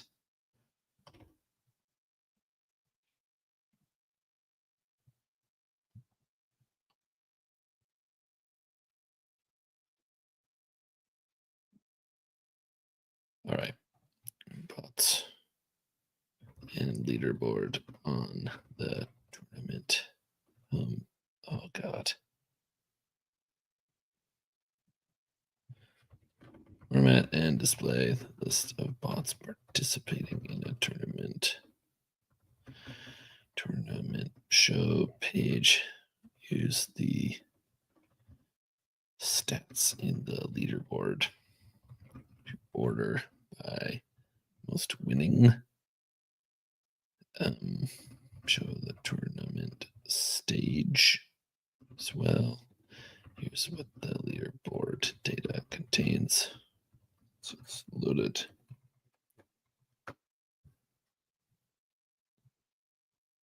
Okay, we'll let it cook on that. We're working away. I think we did actually fix that. That's awesome. Tournament view, funny AI title for each battle. Oh, geez, we're getting close.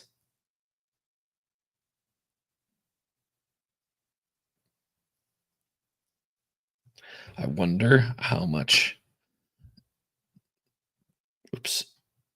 token usage my little battle I did just now was.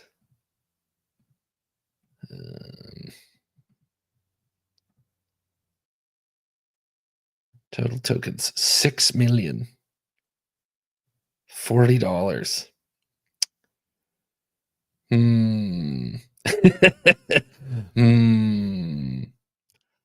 That's too much. Fuck. I think it might be to GPT Nano for me. Or this is a subscriber only product. Where is it? Where's the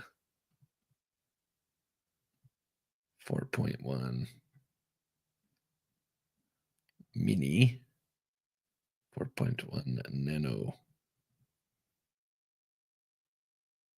Bit dumber.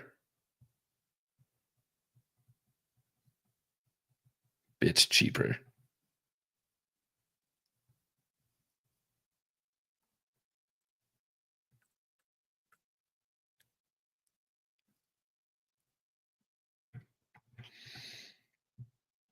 Let's be a good startup and optimize later.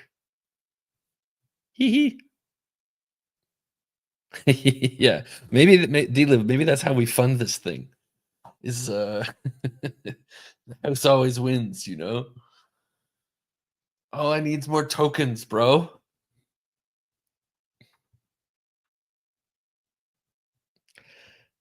I'm sure there's some like cool Pareto optimal way of like battling everybody enough to know. Yeah.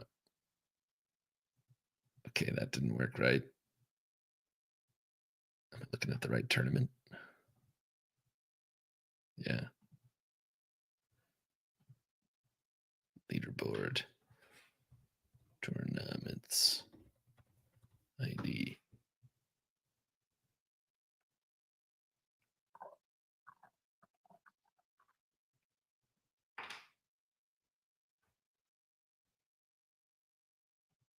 I think we need to do 0 here. Then this is a participant. And then we need participant.bot. You just kind of bungled the typing here.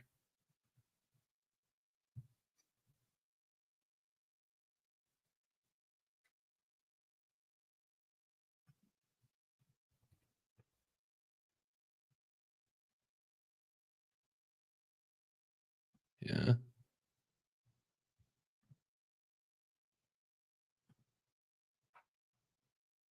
Oh, you know what? I'm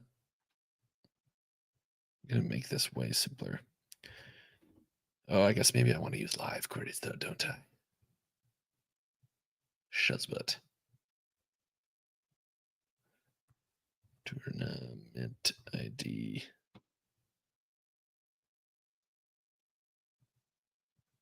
How?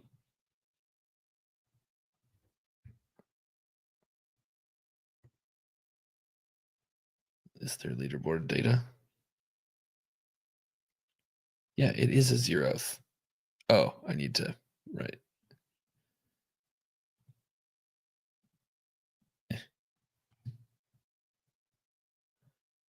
Leaderboard data. Part. Wait, shoot. Now I've forgotten what it was. I told the assistant what it was. 0.participants, right?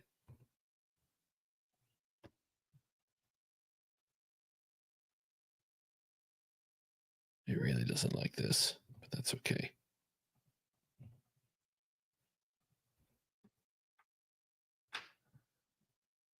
Oh, the autocomplete bungled it.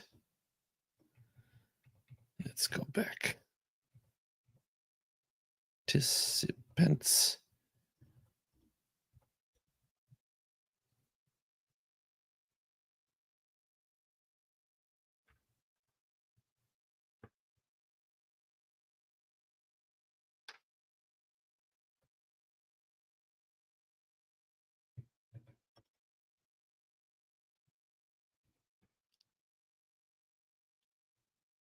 Bot is not defined.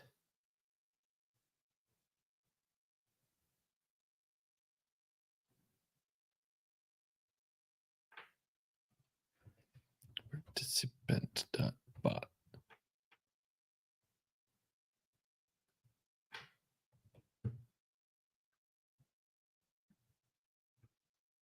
Wow.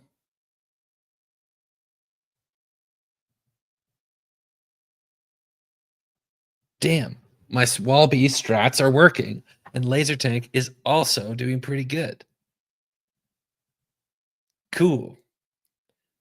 Okay, I gotta fix this avatar nonsense.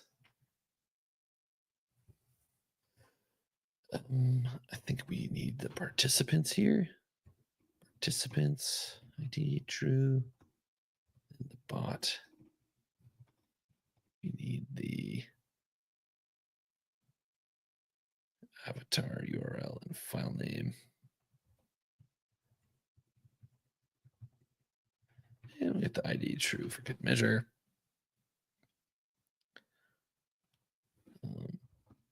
Bots by D equals data.participants.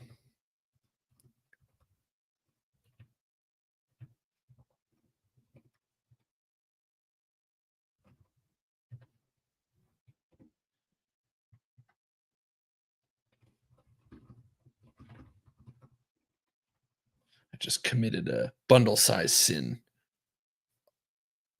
Real bad.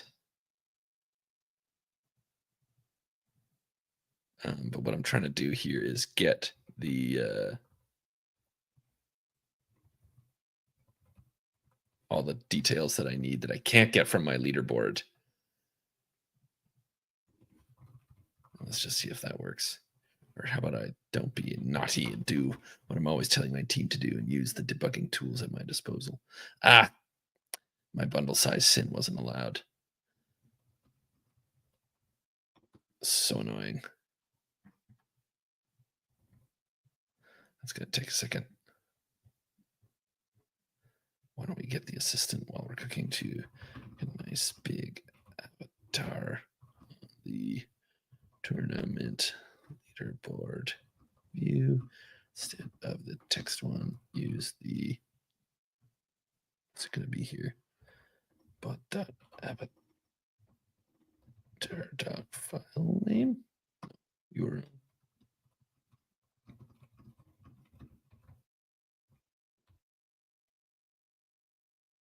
Come on.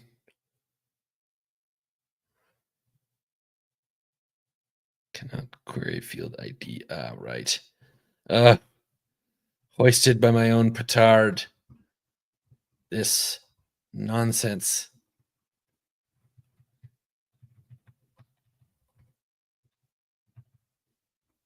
Is it hoisted? Yeah. Yeah.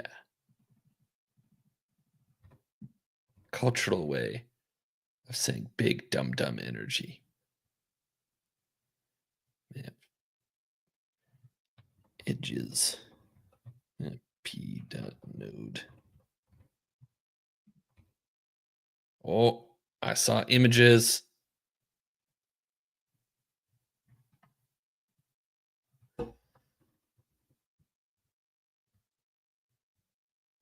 I think they need to be bigger though.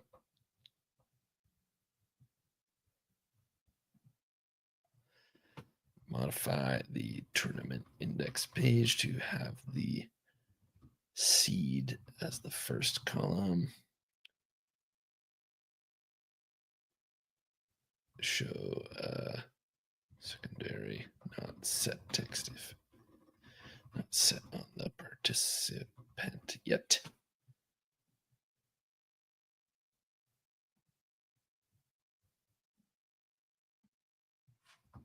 Make the avatars a bit bigger. What else does this need? This is all very boring up here. Maybe links. Add a link to view the bot when you click on name or avatar.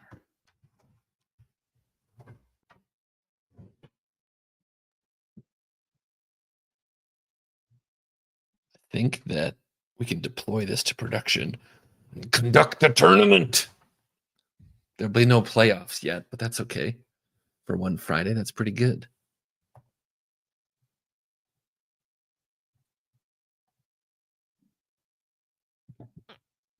I'm so proud of this one. I made this at Editions last week. Optimus Prime energy beverage. I don't know if you're familiar with the Prime energy beverage, but I tried to make a combination of the two. An unholy merger, if you will. Yeah. Also at Editions, I was trying to make a battle mantle. It only kind of worked.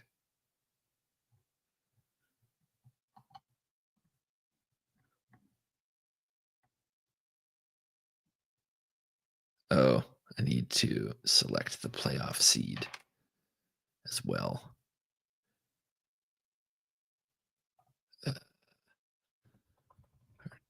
Participant.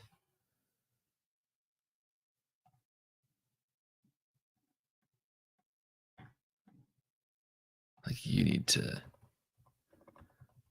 participant. And in the leaderboard, playoff seed. Is that right? Yeah.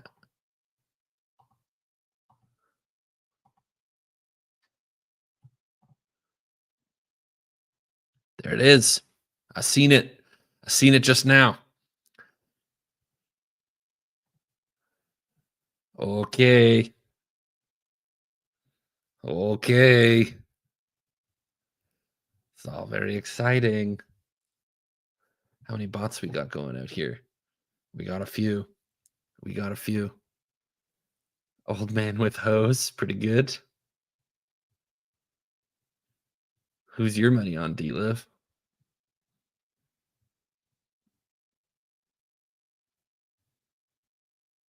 I think I should make one more just for good measure.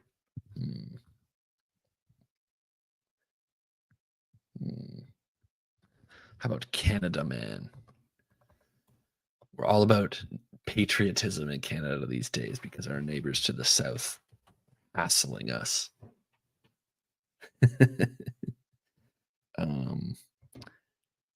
A hockey playing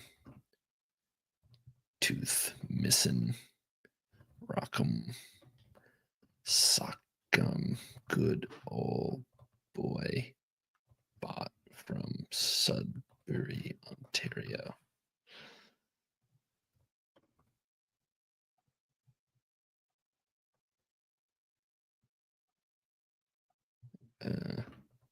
Hockey player.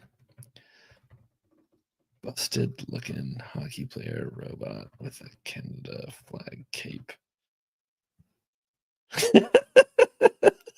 I mean, that's pretty good to start right there. It just needs some missing teeth.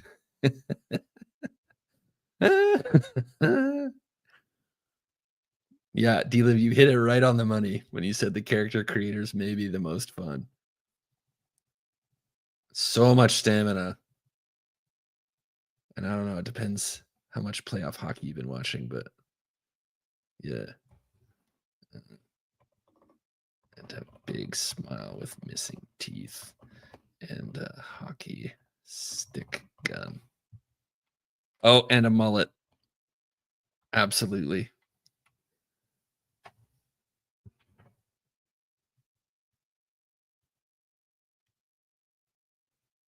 Good old boy bot.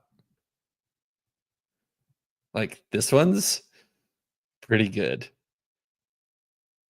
I think that looks like a missing tooth.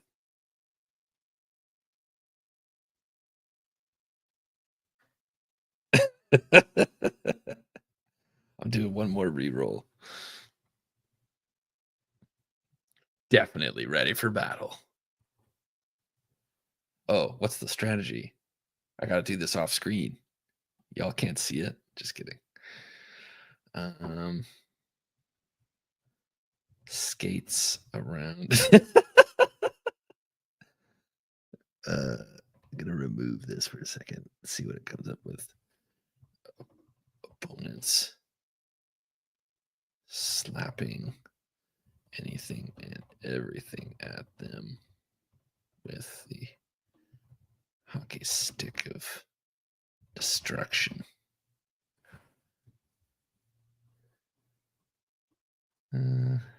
Hockey stick sniper rifle? A nasty mullet.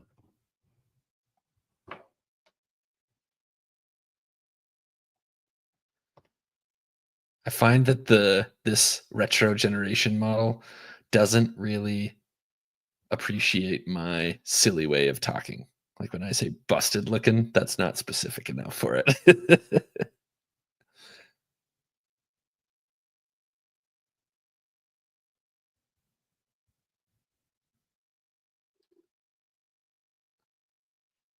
Yeah, that just looks kind of demonic. Okay. I think I still like this one the best. He just looks stupid. Tournament time. Let's go into the tournament runner and spend a little bit less money. How about that? Not too much less, but a little bit less. It is time to get rock'em and sock'em to everybody. This is crazy. Okay, I need to go make myself a tournament here.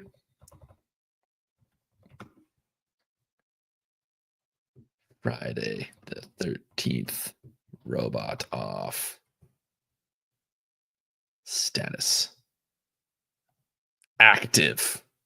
Well, no, I guess it's still upcoming. And for the bots, everybody's in. I don't care about Sparkle Circuit.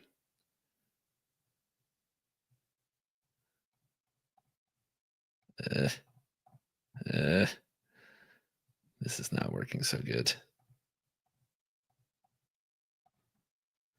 Please don't hurt me. Billy the bot's in. Oh, who's the goth bot? That sounds scary. Are you ready? I clicked create, didn't I? No. Oh. Why? No, I gotta get this right. The 13th. We've got a tournament. We've got no way to run it except the API playground. But boy, have we got a tournament. You can follow along at this URL.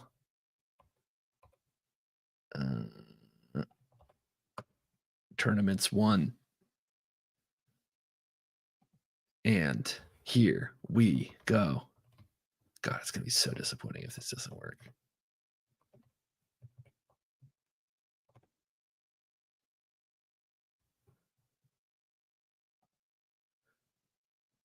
Oh, you know what I haven't done is deal with any OpenAI rate limit issues. So we may have to clean up some messes here. But that's okay. The battles are underway. Maybe I'll cause an internet outage like I did again yesterday.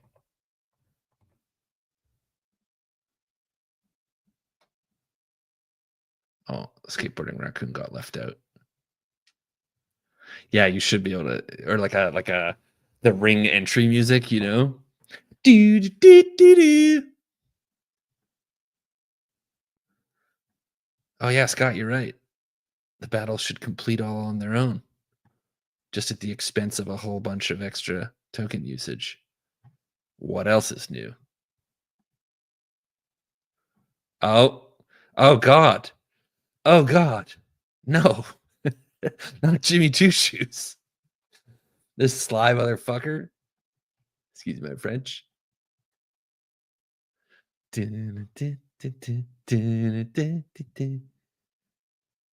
Man, I was watching this uh,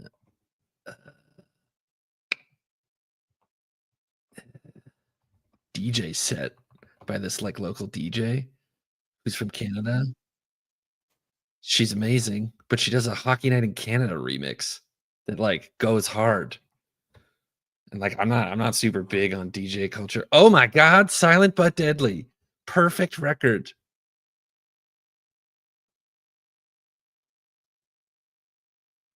Wild. Wild.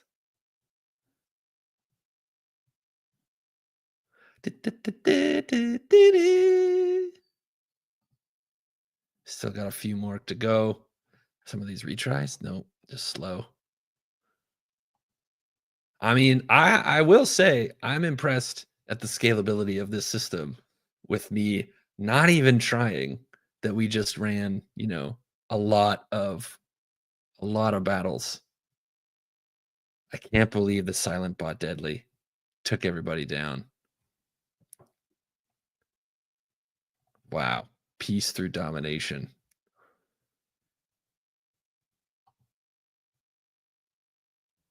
And the seeds are in, people. The playoffs, still have to build, so they won't be conducted. So I think these are your final results. In first place. Oh, no, wait. In third place, we have Laser Tank. It's important that it has a sign over top of it that says laser, so everyone knows. Well done, Laser Tank. In second place, we have the Wheel of Misfortune, who I think is Sean's from yesterday. He snuck in here. Well done, Sean. Very unlucky robot. Still won. And in first place, your champion, the Silent but Deadly. Cloaked in chrome. Devastating strikes. Wow. Congratulations. Matina, I'm imagining that's you. Let's see. Bot.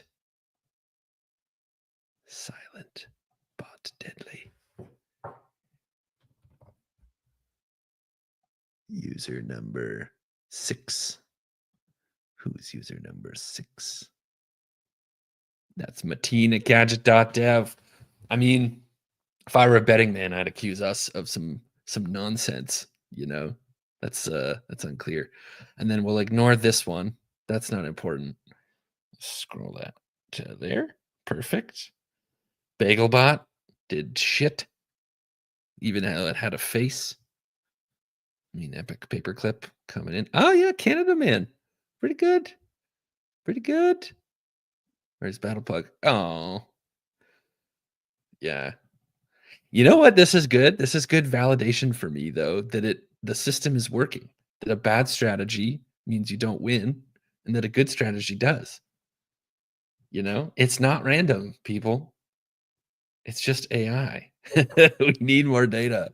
Yeah, let's see how fast does this change? That was 6 million before, I think. Yeah. I can't afford to stream. Just kidding. Oh, and the dark horse, Possum Pal, an old man with a hose. Freezing. Well done. Well done to the old man with the hose.